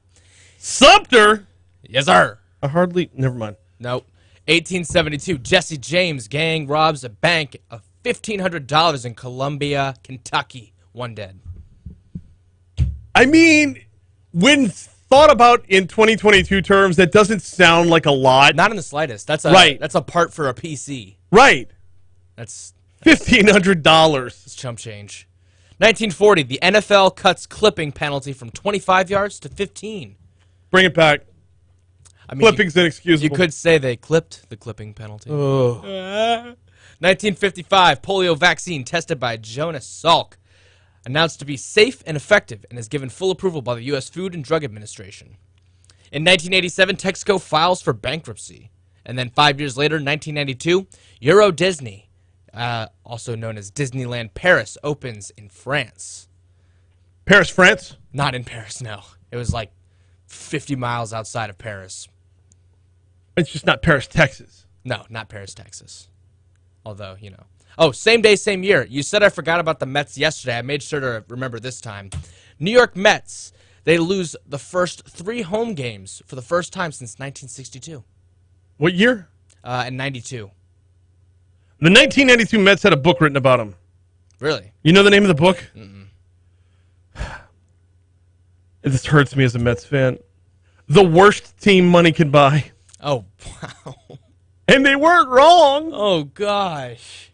Yeah. Oof, that's rough. I'll try and steer clear, or maybe specifically No, target. embrace it. No, I'll target embrace it. If I see 92 in Mets, it's coming on the show. Yeah, yeah. Hey, by the way, this day in 1814, did you have that? No, I didn't. Napoleon was exiled to Elba. Oh, my goodness. Yup. Battle of Waterloo. That's all the events. Let's get to the birthdays. First up, Brendan Urie. You may know him from Panic at the Disco. He turns 35. David Letterman, 75 years old. I was supposed to be wearing a shirt the other day that said Panic at the Costco. I thought that was funny. I like that. And then Andy Garcia turns 66. That's all you got? Yeah, that's it. What you got? I got Ed O'Neill. Okay. He's 76 years old today. We take those. Yeah, he is Al Bundy. Claire Danes, which most of my generation knows from my so-called life, 43 years old today. Very nice. And former Redskins defensive end Charles Mann was born on this day in 1961. And he's listed as a former Panthers and Dolphins receiver. It's Ted Ginn's birthday. Oh. Well, happy birthday to all those mentioned. Let's get to the deaths. I actually had 4 to talk about. We had Franklin D. Roosevelt passed on this day in 1945. Yeah. Charlie Murphy passed in 2017. And then 2 very legendary. Oh, Charlie Murphy. 2 legendary fighters also passed on this day. Joe Louis, 1981, and Sugar Ray Robinson in 1989. Did I miss anything? So we learned over the weekend about Dwayne Haskins' death. Yes. Well, 2 years ago, Tavares Jackson passed away in a car accident. This day in 2020. You had Joe Louis. You had Joe Louis and Sugar Ray Robinson. Kurt Vonnegut passed on this day in 2007. Rest in peace to all those mentioned. Holidays. It is National Licorice Day. Do you like licorice? Red or black? Doesn't matter. Surprisingly enough, I actually like black licorice. I'm one of the few people in the world that likes black licorice. Ew. So you're the type of guy that gets the licorice flavored jelly beans, and you're just like, oh, my favorite. So I don't seek them out, but I don't spit them out either. So those have a one-way ticket to the trash can for me personally. No. And finally, it is National Grilled Cheese Sandwich Day. That's going to have to happen. Yes, sir. Going to have to stray from the diet for a little bit. That's carbs and dairy all wrapped up in one. In addition to that, that is this day in history. Yeah, not supposed to be doing both carbs and dairy at the same time. Get on to your favorite segment. Going to have to do it. So thank you, Jake. Good job. We're going to take a quick break. When we come back, WBRZ's chief investigator, Chris Nakamoto, and a smorgasbord of investigations are next.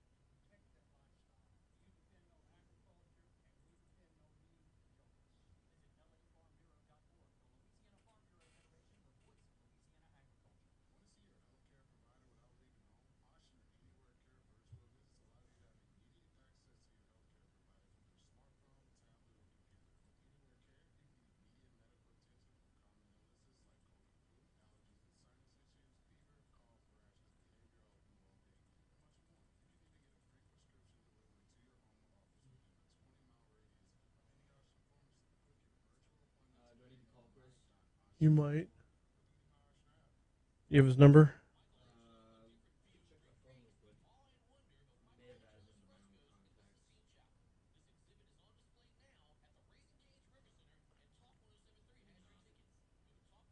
Kill him, Mike.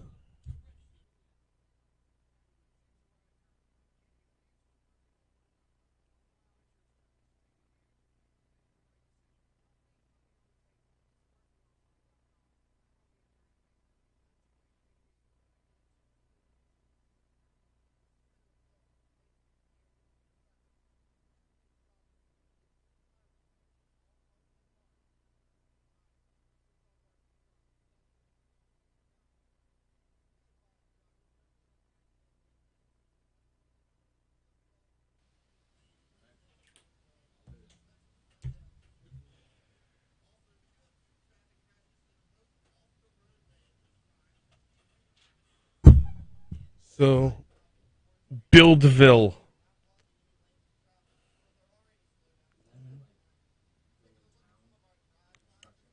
His last name is Devilla. Bill DeVille. If my name's Bill DeVille, I'm going by William. If you say it fast, though, it sounds like a Build a Bear. Yeah, exactly. But like you're building a town. Right. It's like construction. Right. That's like you could just put your name together and boom, you got a business. Yeah. Build-A-Ville. That's genius. From that farm making app. Remember that app? Like you build your own farm, Farmville? Oh yeah. Farmville. From the Farmville. Build-A-Ville. For some reason I was thinking of Farmers Only. No. That's not it.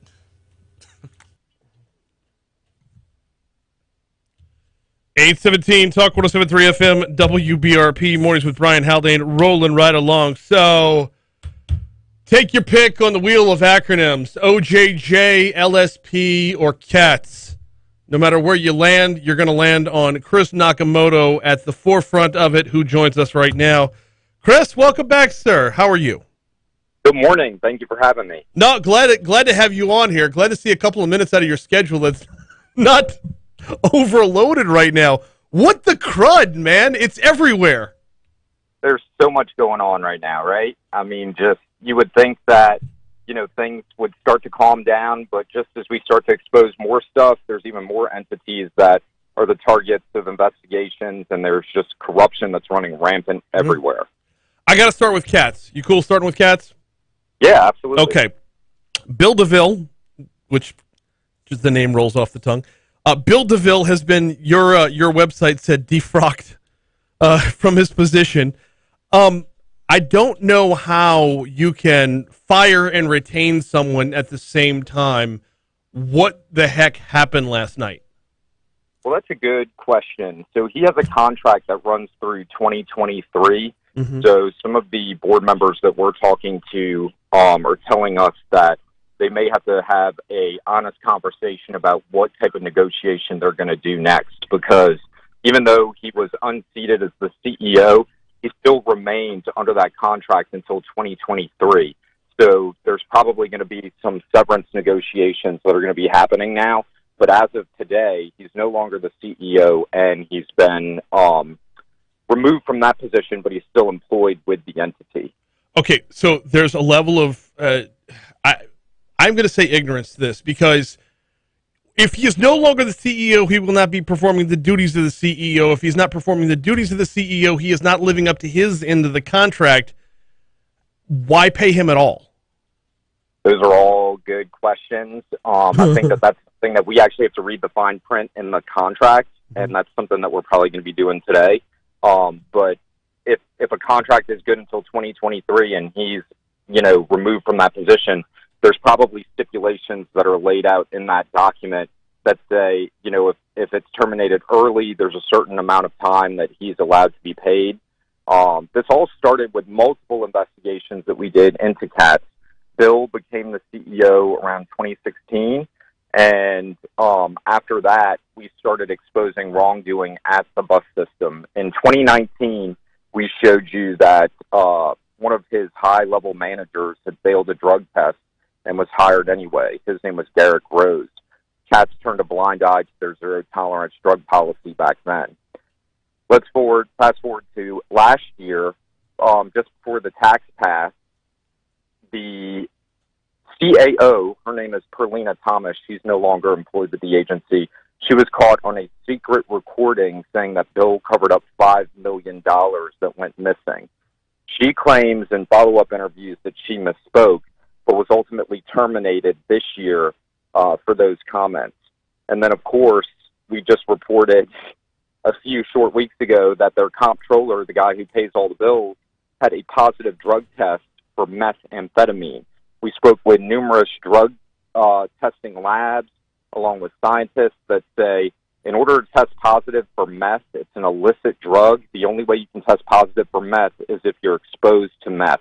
If you've taken meth, you can take certain ADHD medications and you'll test positive for amphetamine, but methamphetamine is very specific and it is an illicit drug, and in order to test positive for that, you have to be exposed to it. So we go confront Bill about that, again, a second time in a short window of 3 years where they're not enforcing their zero-tolerance drug policy.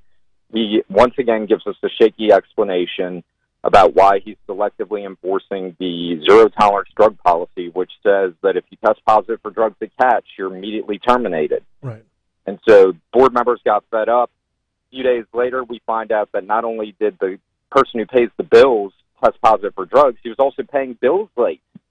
He paid their health insurance so late that employees at CAX lost their health insurance for 2 days before their health insurance was reinstated. So all of this culminates into what happened last night when the board voted almost unanimously to remove him as the CEO.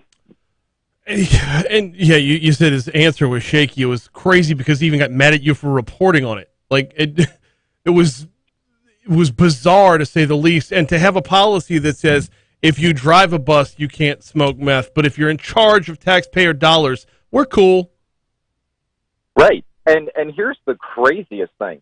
So instead of like fixing the wrongs at the entity, he's now launched an investigation to see how WBRZ got the drug test of the comptroller. Instead of fixing the issues that he's over, he's now launched this sham investigation coming after the messenger to find out how we got the drug test. I mean, the point is, when you're over $30 million of taxpayer money, do the right thing, and we won't come asking questions. 100%. 100%. Oh, so one more before we move on to either LSP or the Office of Juvenile Justice. One more, and that is, why not just fire him across the board? What happened to intervene to give him this life-saving rope last night? So one of the board members voted to terminate the contract in full, but the rest of the board members voted to unseat him as CEO and essentially, leave him on the payroll. Again, I was told this happened so quickly that they now are in the process of having to go back and take a look at what they're going to do next. Are they going to give him some type of severance? Is there going to be, a exact separation from the entity? But all those things have to be ironed out. But the main thing is he's no longer the CEO and will not be making decisions as the leader of that bus system. Chris Nakamoto is our guest. We're talking about a myriad of topics that he's been covering as far as investigative reports are concerned. Moving over next to the Office of Juvenile Justice, we saw another breakout on top of many other breakouts, this time out of Bridge City, once again, if I'm not mistaken. What's the latest on your findings within the OJJ? Things there are a circus. So the head of OJJ, his name is Bill Summers. He's appointed by the governor. He just certainly can't seem to get his facilities straight. So last year they had over 50 escapes from numerous facilities statewide. We started looking into OJJ when the same juvenile managed to escape facilities multiple times. Okay, he got out from the St. Martinville Parish OJJ facility and then was found in New Roads twice. And when he escaped the most recent time, he was with another individual who was caught, had a loaded weapon under his arm, and was rebooked back into the juvenile facility with the loaded weapon. So a lot of our sources were saying, look, enough is enough. This is crazy. We need more security. So we started asking questions at OJJ and basically asking Bill Summers what's going on. Well, he denied multiple interview requests until about a month ago. We were supposed to get him on a Friday afternoon for an interview that we had set up. He literally cancels hours before the interview. And so we got him as he was leaving work. And we asked him a bunch of questions. He took full responsibility for all the escapes. He says that it's been hard to find staff. But those sources that we're talking to say they need more staff to work these facilities. And the people that they're getting, I mean, there's an employment shortage all over the state, whether you're in the private sector or public entity. But the point is these facilities are supposed to secure the worst of the worst juveniles. You're not going into a state facility unless you've been convicted of something. Right. And so these juveniles really need to be looked after and watched closely, because oftentimes if you're going to get into a juvenile facility, you're probably pretty dangerous. And the kid last night who escaped from the OJJ facility in Bridge City follows 4 escapes that happened the month before. And again, Bill Summers is not giving valid explanations as to why this keeps happening at these facilities across the state of Louisiana. Ultimately, somebody's going to get hurt by these juveniles that keep getting out, and then the state is going to have blood on their hands. How much of this is just a matter of the system not keeping up with the crime trends? Because we're seeing more and more teenagers guilty of violent crimes, perpetrating violent crimes. And this isn't like, good old shoplifting, grabbing a pack of gum and an icy and running out the front door of the Time Saver. This is like this. These are real, actual crimes and real, actual criminals. Are we just not giving them their due attention?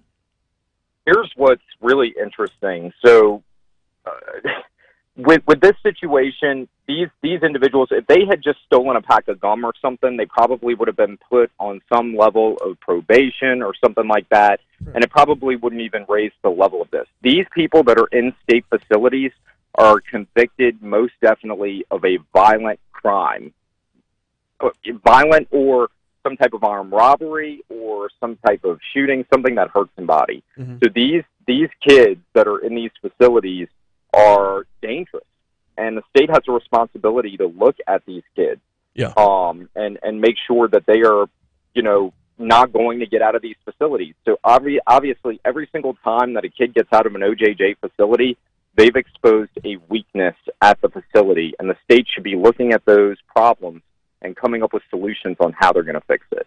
Yeah, Pat Connick was calling the facility in Bridge City like the Angola for kids, and I'm like, no, because kids keep getting out of it. I mean, there's a huge difference there. Got to move on to state police, though, because we only got a couple minutes left with WBRZ's Chris Nakamoto. The good news with state police is the number of state police officers is finite, so eventually we're going to run out of corruption here, right? I would hope so, right? But, so the big news yesterday is we learned from our sources that the Inspector General's office is going to be taking over the investigation into the wiped cell phones at state police by their top 3 leaders.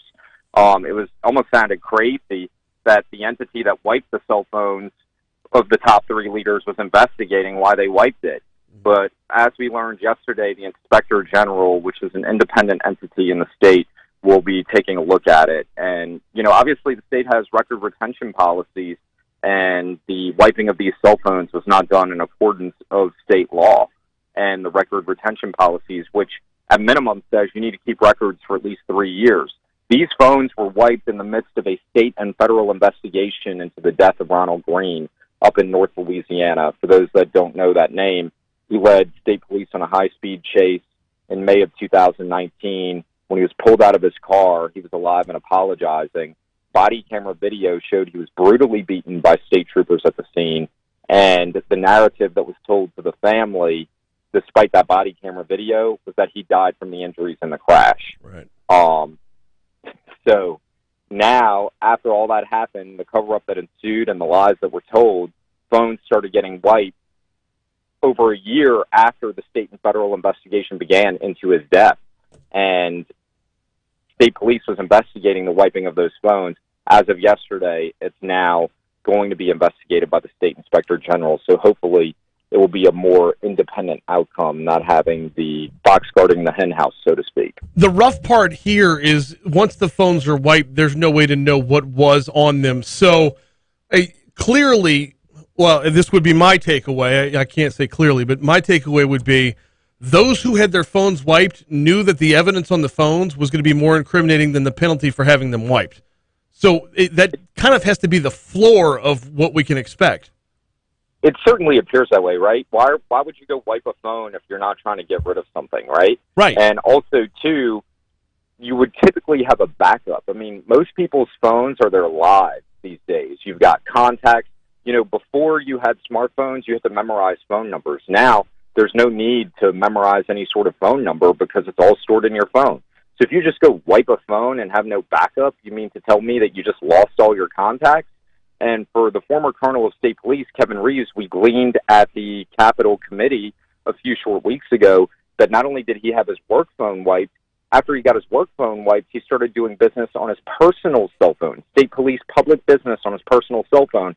And ironically, that phone was destroyed as well, and there's no backup on his work phone or his personal phone. Now, we don't have to be geniuses, but that doesn't pass the smell test. And to think that the leader of state police has no backup at all of his phone from when he was colonel of an entity that is supposed to be the premier law enforcement agency of the state of Louisiana really is mind-boggling. And that's what we're going to have to call it for now because we're just straight up out of time. WBRZ's Chris Nakamoto, I always appreciate the time and the effort and the insight, sir. Keep it up. Thank you for having me. Always. Let's catch news, traffic, weather. Coming back with Congressman Troy Carter next.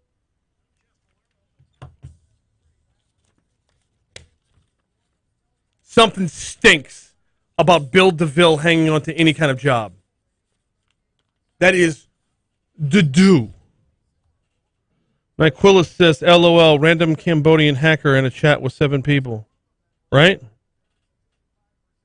Yeah, I'll figure that out after the show. There's a 9 o'clock interview as well. I need to keep you at 9. I got to find it. I got an off-air interview. You just set it up and roll out if you need to. But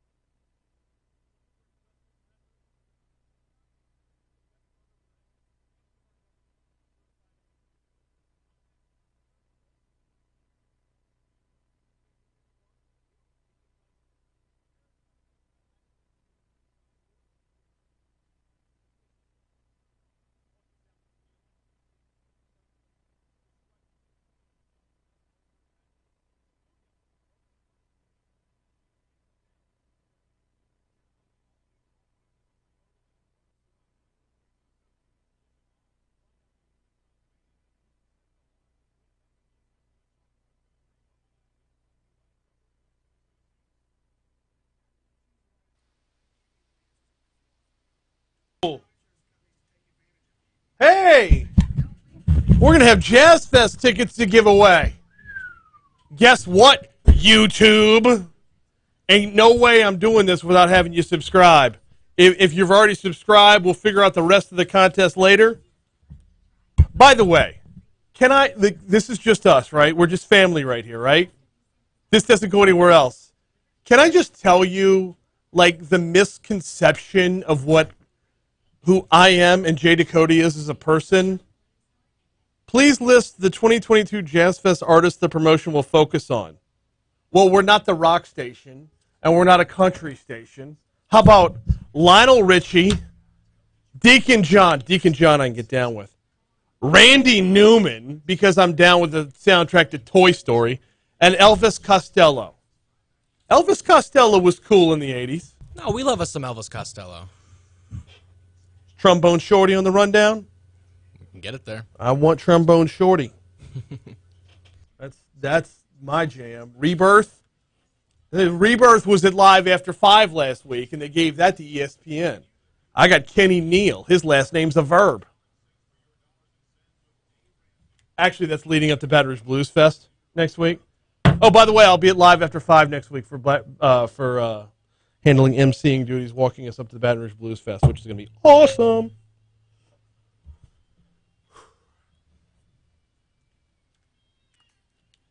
.837 Talk 107.3 FM WBRP mornings with Brian Haldane rolling right along.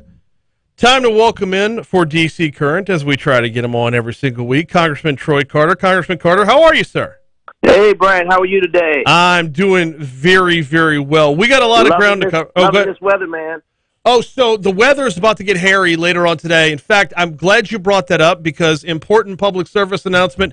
LSU has gone ahead and canceled tonight's baseball game against Lamar. So if you plan on heading out to the box, that is now off. I don't know if it's going to be rescheduled or not, but a midweek game this late in the season, a non-conference game this late in the season, don't think they're going to get it back in. That's our Baskin and Robbins weather forecast. Oh, yeah. 31 places.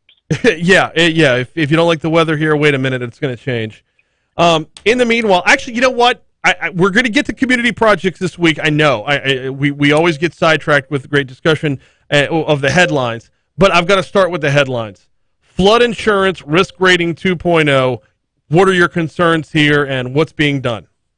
Well, my concerns are that the people of Louisiana are going to be unfairly hit with incredible increases if we aren't able to slow this thing down.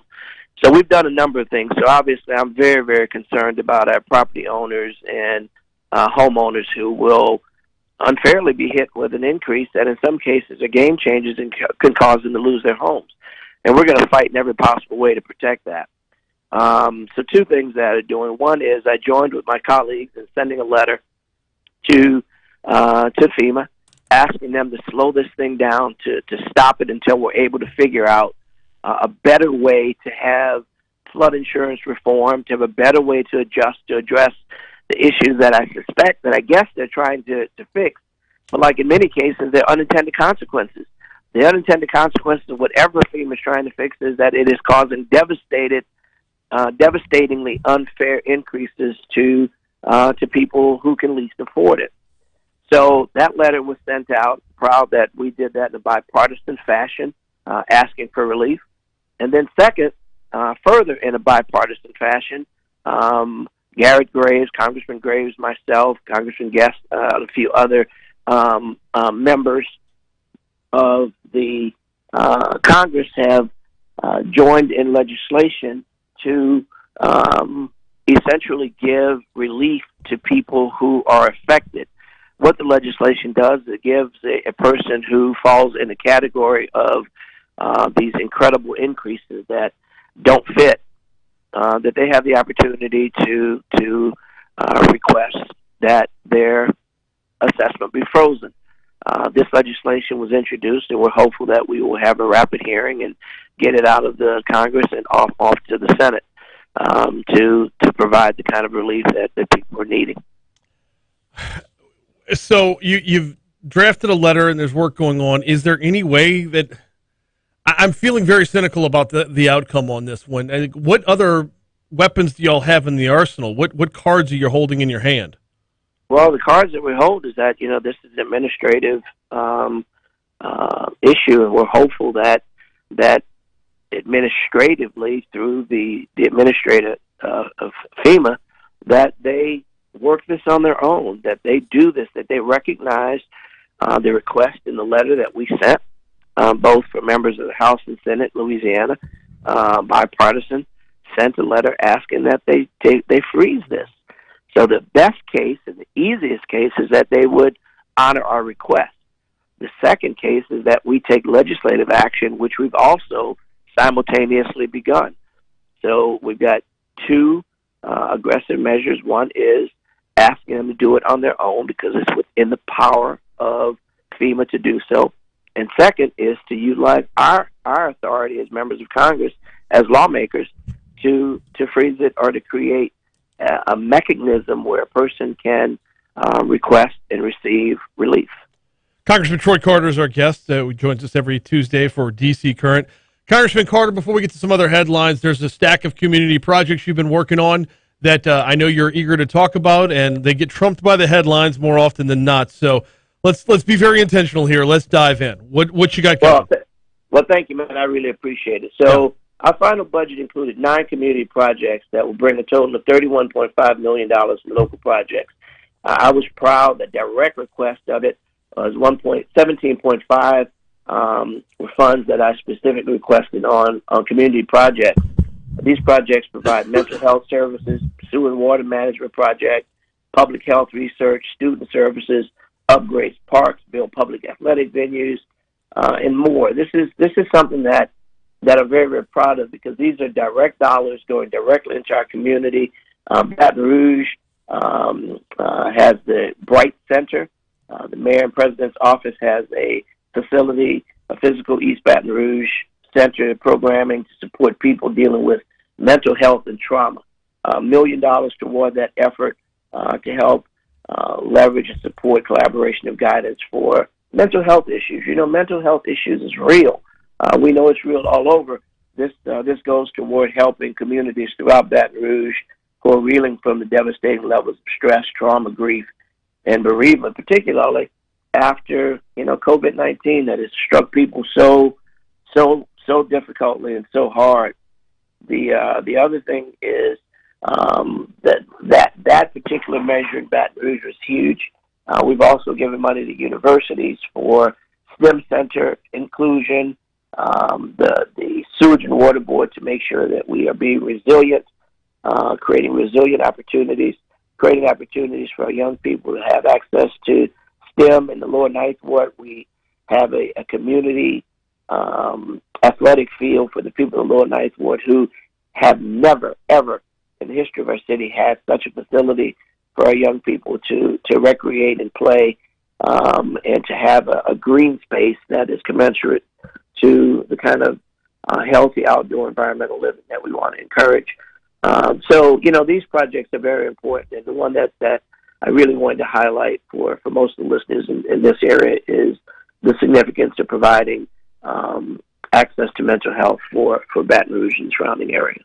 The area of mental health is one that we take very, very seriously on this show. I believe it's a field where we're nowhere yet in fully understanding how to diagnose and treat because it's stuff that gets swept under the rug, but it's also things that lead to domestic violence, that lead to self-inflicted violence, that lead to drug addiction and overdose deaths. All the headlines we see, I shouldn't say all, a lot of the headlines we see, mental health or improper mental health, improper treatment and diagnosis were the precursors to the crimes that are going to happen later. Brian, you couldn't have said it better. The reality is, when we look for, the cause and effect of things, and we see things that can be prevented, one of the most significant ways to prevent many of the things that you just said and so many more is to identify, treat, and correct mental illness. The offshoot of people that are suffering with mental illness unfortunately manifests itself in so many other ways. You have said it most articulately, and we know that the lack of research, refunds, and resources to address and deal with mental health issues have caused many of the problems that we're facing. Many of the people that are out there that have untreated, undiagnosed mental illness is a real issue for our society. So, as you hear me say all the time, that we must invest in early childhood education because those are the seeds that grow the future. Mm-hmm. We also need to invest in mental health because that's the fertilizer that protects the seeds that we've grown. We have to make sure that we are helping and working with people that are suffering with mental illness. Congressman Troy Carter, I guess, our guest for a couple more minutes. Congressman Carter, I got to ask you about legislation that you recently introduced. I want to say this was heading into the weekend. Legislation to revitalize small and local businesses. Small business is the backbone of Louisiana's economy. What went into this? Well, what happens is this offers an opportunity to expand inclusive access to economic development opportunities, resources. By leveraging the expertise and national nonprofit partners, this gives our small businesses an opportunity to yet again gain valuable access to resources. You know, many of our small businesses, and you hit it on the head, they're the backbone of our community. They collect sales taxes. They employ people in our community. They provide resources to our communities. Yet oftentimes businesses fail in the first several months, or they struggle for years because they don't have access to capital, because they don't have access to resources. They don't have access to guidance in making sure that they're making prudent decisions or access to resources to sustain their businesses. What our bill does, Revitalize the Small Local Business Act does, is it creates a program to infuse resources into a national network of local business districts, entities that support place-based entrepreneurship. It's an innovative way to grow capacity in business districts, create equitable economic opportunities.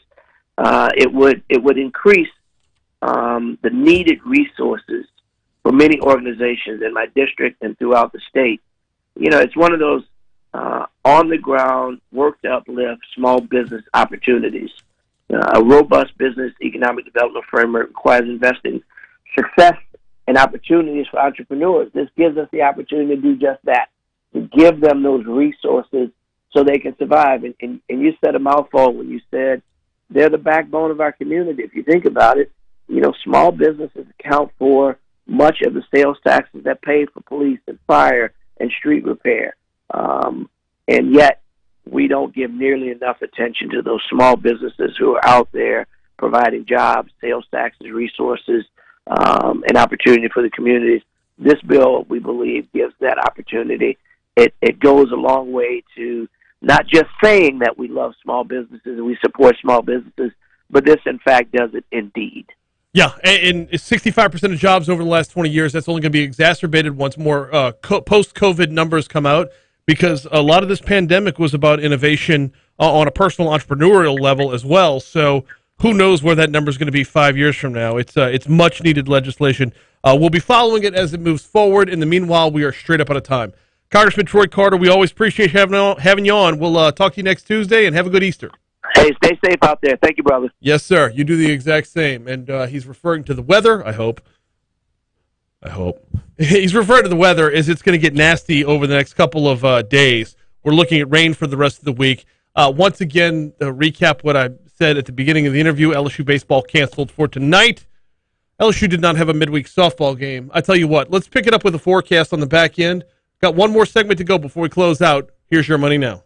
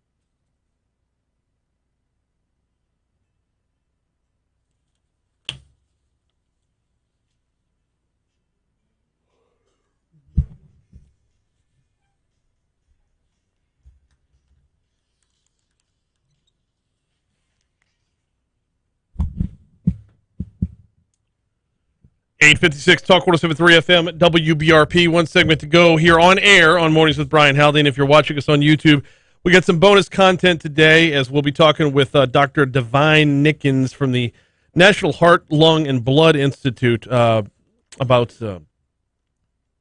maternal health disparities. And this is, I want to say this is Maternal Health Week, if I'm not mistaken. It's Black Maternity Health Week. Could be talking about supporting women during pregnancy. That's coming up. It heads up 9 o'clock. So in just a little bit. Hey, thanks to everybody who hopped on board today. A lot of fascinating discussion from Tommy Pigett from the RNC's Rapid Response Team back at the 6 o'clock hour. Talking about how inflation takes a toll on those who are on a fixed income greater than it does those who can get out and hustle a little more. Yeah, it stinks to have to get out and hustle a little bit more. It eats up time. It eats up quality of life. You end up working at bonus jobs just to cover the same bills you were covering yesterday. But if you're on a fixed income and that opportunity is not there for you, it's even worse. A study 5 years ago, a study 5 years ago said that Americans could not afford a $400 per month increase to their budget. Well, based off of current rates of inflation and the current cost of everything, we're looking at roughly $433 a month. How's that working out? Thanks again to Baton Rouge Police Chief Murphy Paul for hopping on board, talking about the Citizens Academy, as well as what he's doing up in Washington, D.C. Legislation over ghost guns. My takeaway from the ghost gun legislation thing, they can write whatever laws they want, and they can package it however they want, but it's the same as declaring a school a gun-free zone. You could say you got to have serial numbers on a ghost gun, on a 3D printed gun or whatever. Okay, that's fine. Penalties will be stiffer. Okay, that's fine. How many times have you told me that stiffer penalties do not result in a reduction in crime? Haven't we been told that the death penalty is not a deterrent? Well, then stiffer penalties will not be a deterrent either, because your average criminal doesn't base his business model off of getting caught. So enforcing the laws that are out there are the way to go. And oh, by the way, every gun that's committed in the commission, every gun that's used in the commission of a crime is used in the commission of what is already a crime. So yeah, fight all day, legislate all day, go for it. But if you want to see real action, you have to prosecute or follow through on the laws that are already on the books. Thanks again to Chris Nakamoto for stopping on board, and Congressman Troy Carter in our last segment as well. So that is going to just about do it for us on air. If you're watching on YouTube, we're going to keep on rolling here a little bit after the show as well.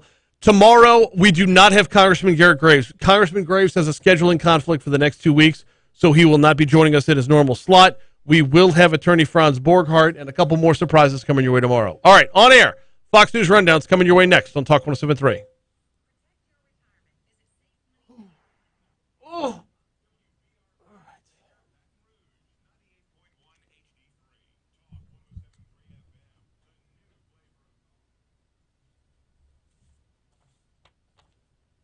All right.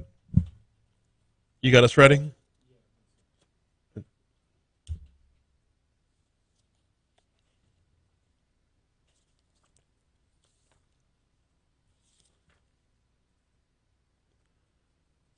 Go ahead and flip over to where I can hear.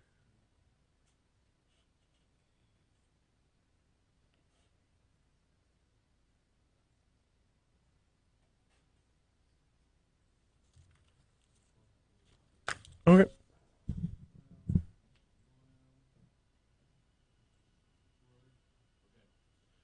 All right. Good morning, Doc. How are you? All right. I'm not connected. You're not connected with the doctor just yet. Do you know when this will be airing?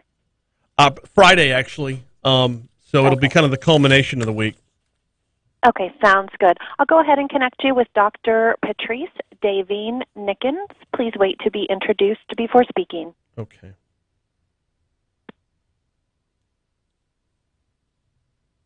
Brian, you are on with Dr. Davine Nickens. Excellent. Good morning, Doc. How are you? Fine, thank you. Good morning, Brian.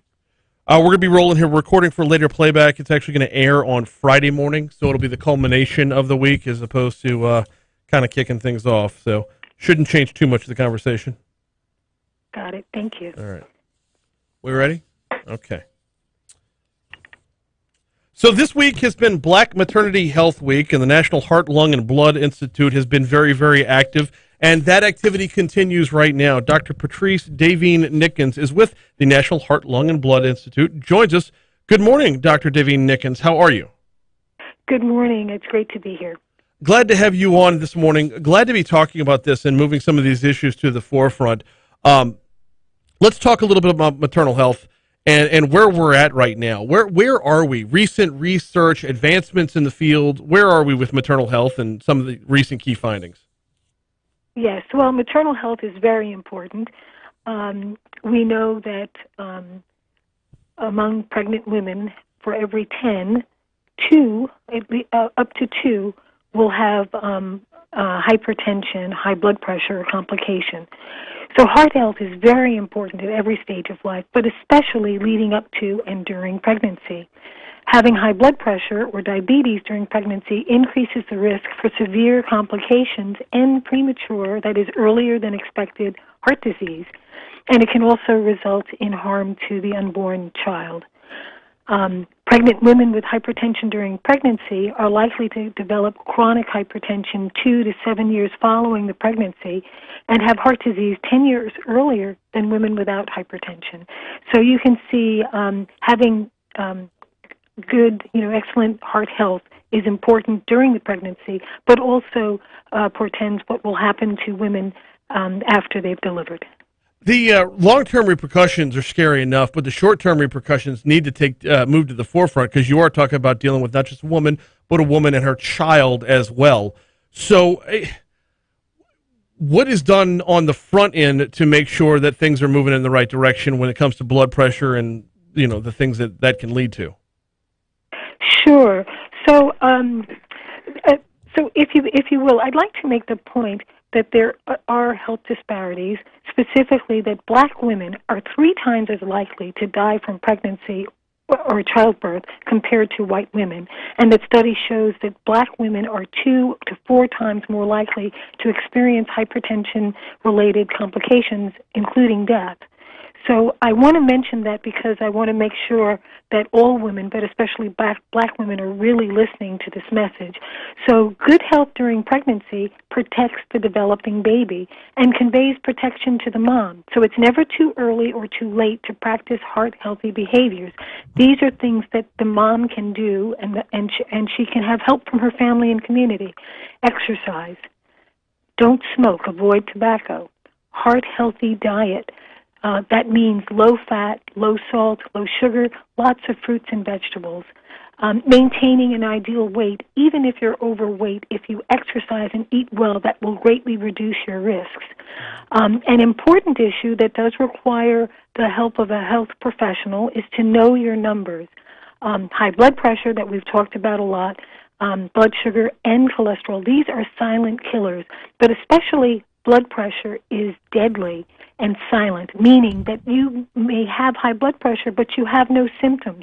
So that's why it's so important that you see a physician, have your blood pressure checked. That can also occur in a local pharmacy or even a grocery store, but you should have your blood pressure checked, and if it's elevated, you want to control it. You can also control stress, get adequate sleep, basically take care of yourself because you're worth it. So Black women are at greater risk. Why? Yeah, so that's a complicated issue, but we do know that Black women are more likely to have these risk factors, that is, conditions that are put you at risk for heart disease, specifically hypertension. So if you're overweight, and Black women have, there's a more likely to be overweight, and as a result have high blood pressure or diabetes. Black women may also be inactive or have stress and smoke. But again, knowing these risk factors enables you to take control, take action, control those risks, and if you can dramatically reduce your risk and improve outcomes. Let's talk about long-term effects well after the pregnancy. and this is one area that I know a thing or two about, is once your blood pressure goes up, it's tough as anything to get from behind the 8 ball and knock it back down again.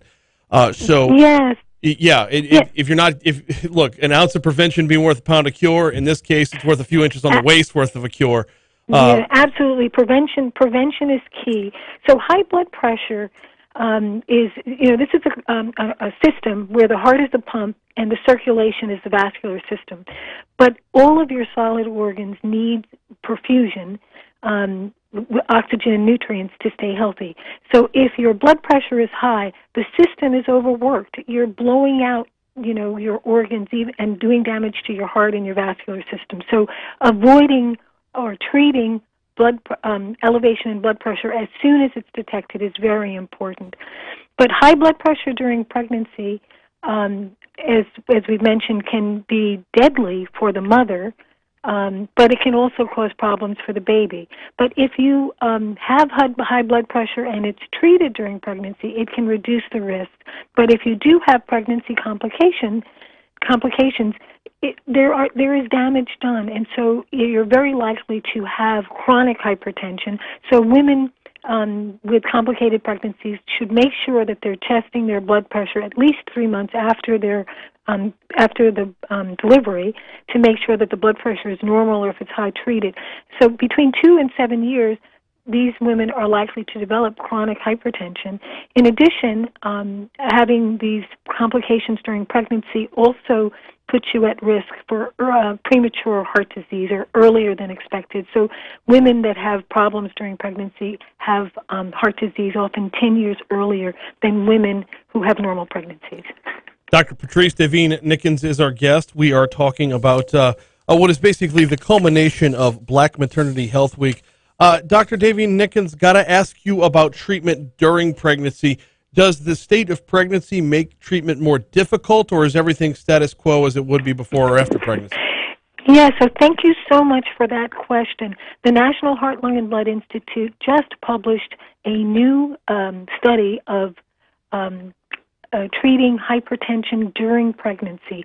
So we have the most rigorous test or randomized controlled trial of pregnant women who have hypertension and how to treat it. In that study, women that are pregnant with blood pressure over 140 over 90 were treated easily with medications. The women who were treated had better outcomes, twofold better outcomes compared to similar women who were not treated unless their blood pressure really soared. So we have excellent evidence that treating high blood pressure during pregnancy is safe, it's affordable, it's efficacious, and there are no ill effects, not only for the mother, in fact, it's protective for the mother during the pregnancy and long term, but also the babies were normal weight and normal gestation. So good news on that front. Yes, you can treat high blood pressure during pregnancy, and it's efficacious. And it just naturally, you're in front of a doctor more often when you're pregnant than when you're not, so you're afforded more opportunities to get to the root cause of everything. Let's talk about post-pregnancy, keeping track of the numbers. How often should women be up to speed on what their numbers are? Yes. So again, if you've had a problem during your pregnancy, then it's important to have a thorough exam about 3 months after the pregnancy when things may have normalized. But if you have persistent hypertension and you want to look at other issues, the health of your kidney, eyes, etc., you want to make sure that you're addressing those. Also, if you have hypertension in your family, that is, your parents or siblings have a history of hypertension, you're also at risk. So you want to make sure that your people at risk should make sure that their blood pressure is normal, at least annually. But as I mentioned, there are ways you can check your blood pressure even at the corner drugstore. So it's important to know your numbers, and you only know if you have high blood pressure by having it checked. So know your numbers, and please, if you have issues, take action to control those risks. Is there a point where alarms should go off, knowing the difference between just having higher blood pressure as part of your pregnancy versus being able to see that this is going to be a lot more sustained and a lot more of a fight to get back out of it? Yes, so that's the perfect question for the randomized controlled trial of women who are pregnant who have had high blood pressure attacked. And so this wait-and-see approach was confusing. Some physicians felt, let's wait and see because maybe treatment might disturb things that we don't understand, and others might treat. But this rigorous test, randomized controlled trial, showed very clearly a normal blood pressure is 120/80, and during pregnancy, it's expected, despite the doubling of your circulatory system to accommodate the growing child, that the blood pressure remains normal. In this study, the cut point was 140/90. Women with a blood pressure that was 140/90 were treated with medications, up to 2 medications, well tolerated, no ill effects on the baby or the mother, and that their outcomes were protected. So specifically during pregnancy, if your blood pressure is 140/90 or more, you should be treated. Similar question, but for gestational diabetes, how do you know the difference between this is a condition of where you are right now versus this is something long-term?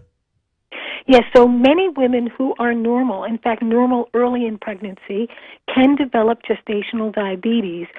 And again, this is one of those issues like developing hypertension only while you're pregnant. It's a window that suggests that there may be higher risk down the road. But during a normal pregnancy, you're seen monthly.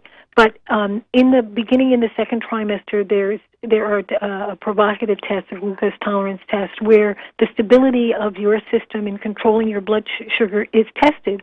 And so, you'll know if you have a tendency to not handle sugar just during the pregnancy. That's the gestational diabetes. Often that resolves after the pregnancy. But it does mean that you may have future risks. So again, you want to have everything thoroughly checked for yourself about 3 months, within 3 months of the delivery. But then again, you want to check annually to make sure. But the heart-healthy behaviors that we've talked about before, exercise, do not smoke, low fat, low sugar, low salt diet, lots of fruits, know your numbers, stress control, adequate sleep, taking care of yourself. These are the things that you can do to protect your health long term, and women are worth it. Last one, and this might be the hardest question there is. And so when a woman is pregnant and is carrying a life within her, it is the cravings are real and the fatigue is real. How do you get over the hump to curb the cravings and opt for something more healthy? And how do you get over the hump to just get off the couch when you're fatigue-wise, you're not yourself, you're just beaten down on a daily basis?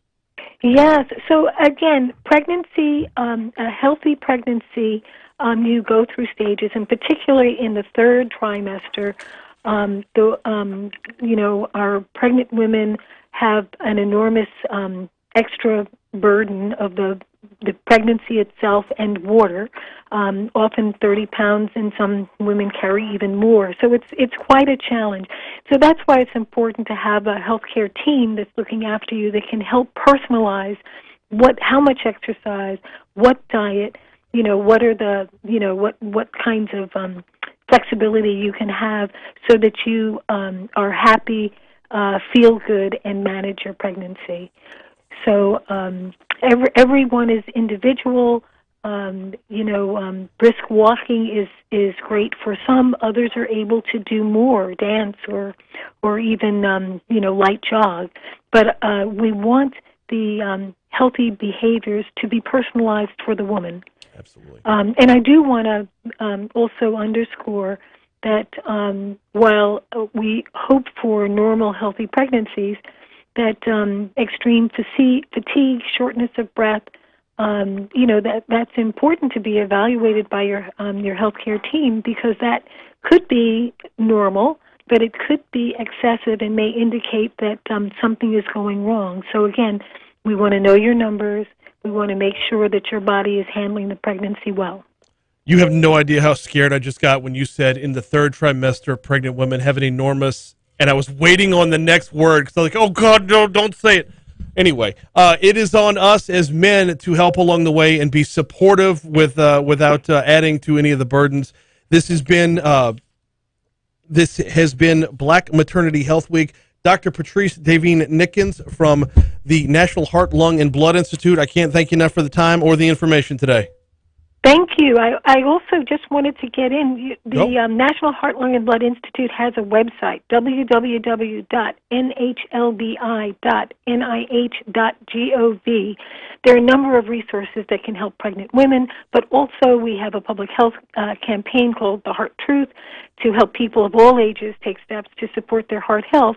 Additionally, there are excellent tools to help with diet and exercise, sleep habits, stress control. And also, I want to thank you and the audience for listening. This is such an important opportunity to focus on maternal health, particularly Black women at risk, and your message that as a husband, spouse, brother, we're all in this. We're all in this to help women, and that's such a wonderful women that women can feel embraced by their family, but the community, to have healthy babies, healthy lives ahead. Thank you so much. No, thank you. I appreciate the time. All right, thanks, Doc. That was awesome. Thank you. All right. She said husbands and brothers. This ain't Alabama. Hello. All right, y'all. So you just heard one of Friday's segments already. I got to we will see you later. Thanks.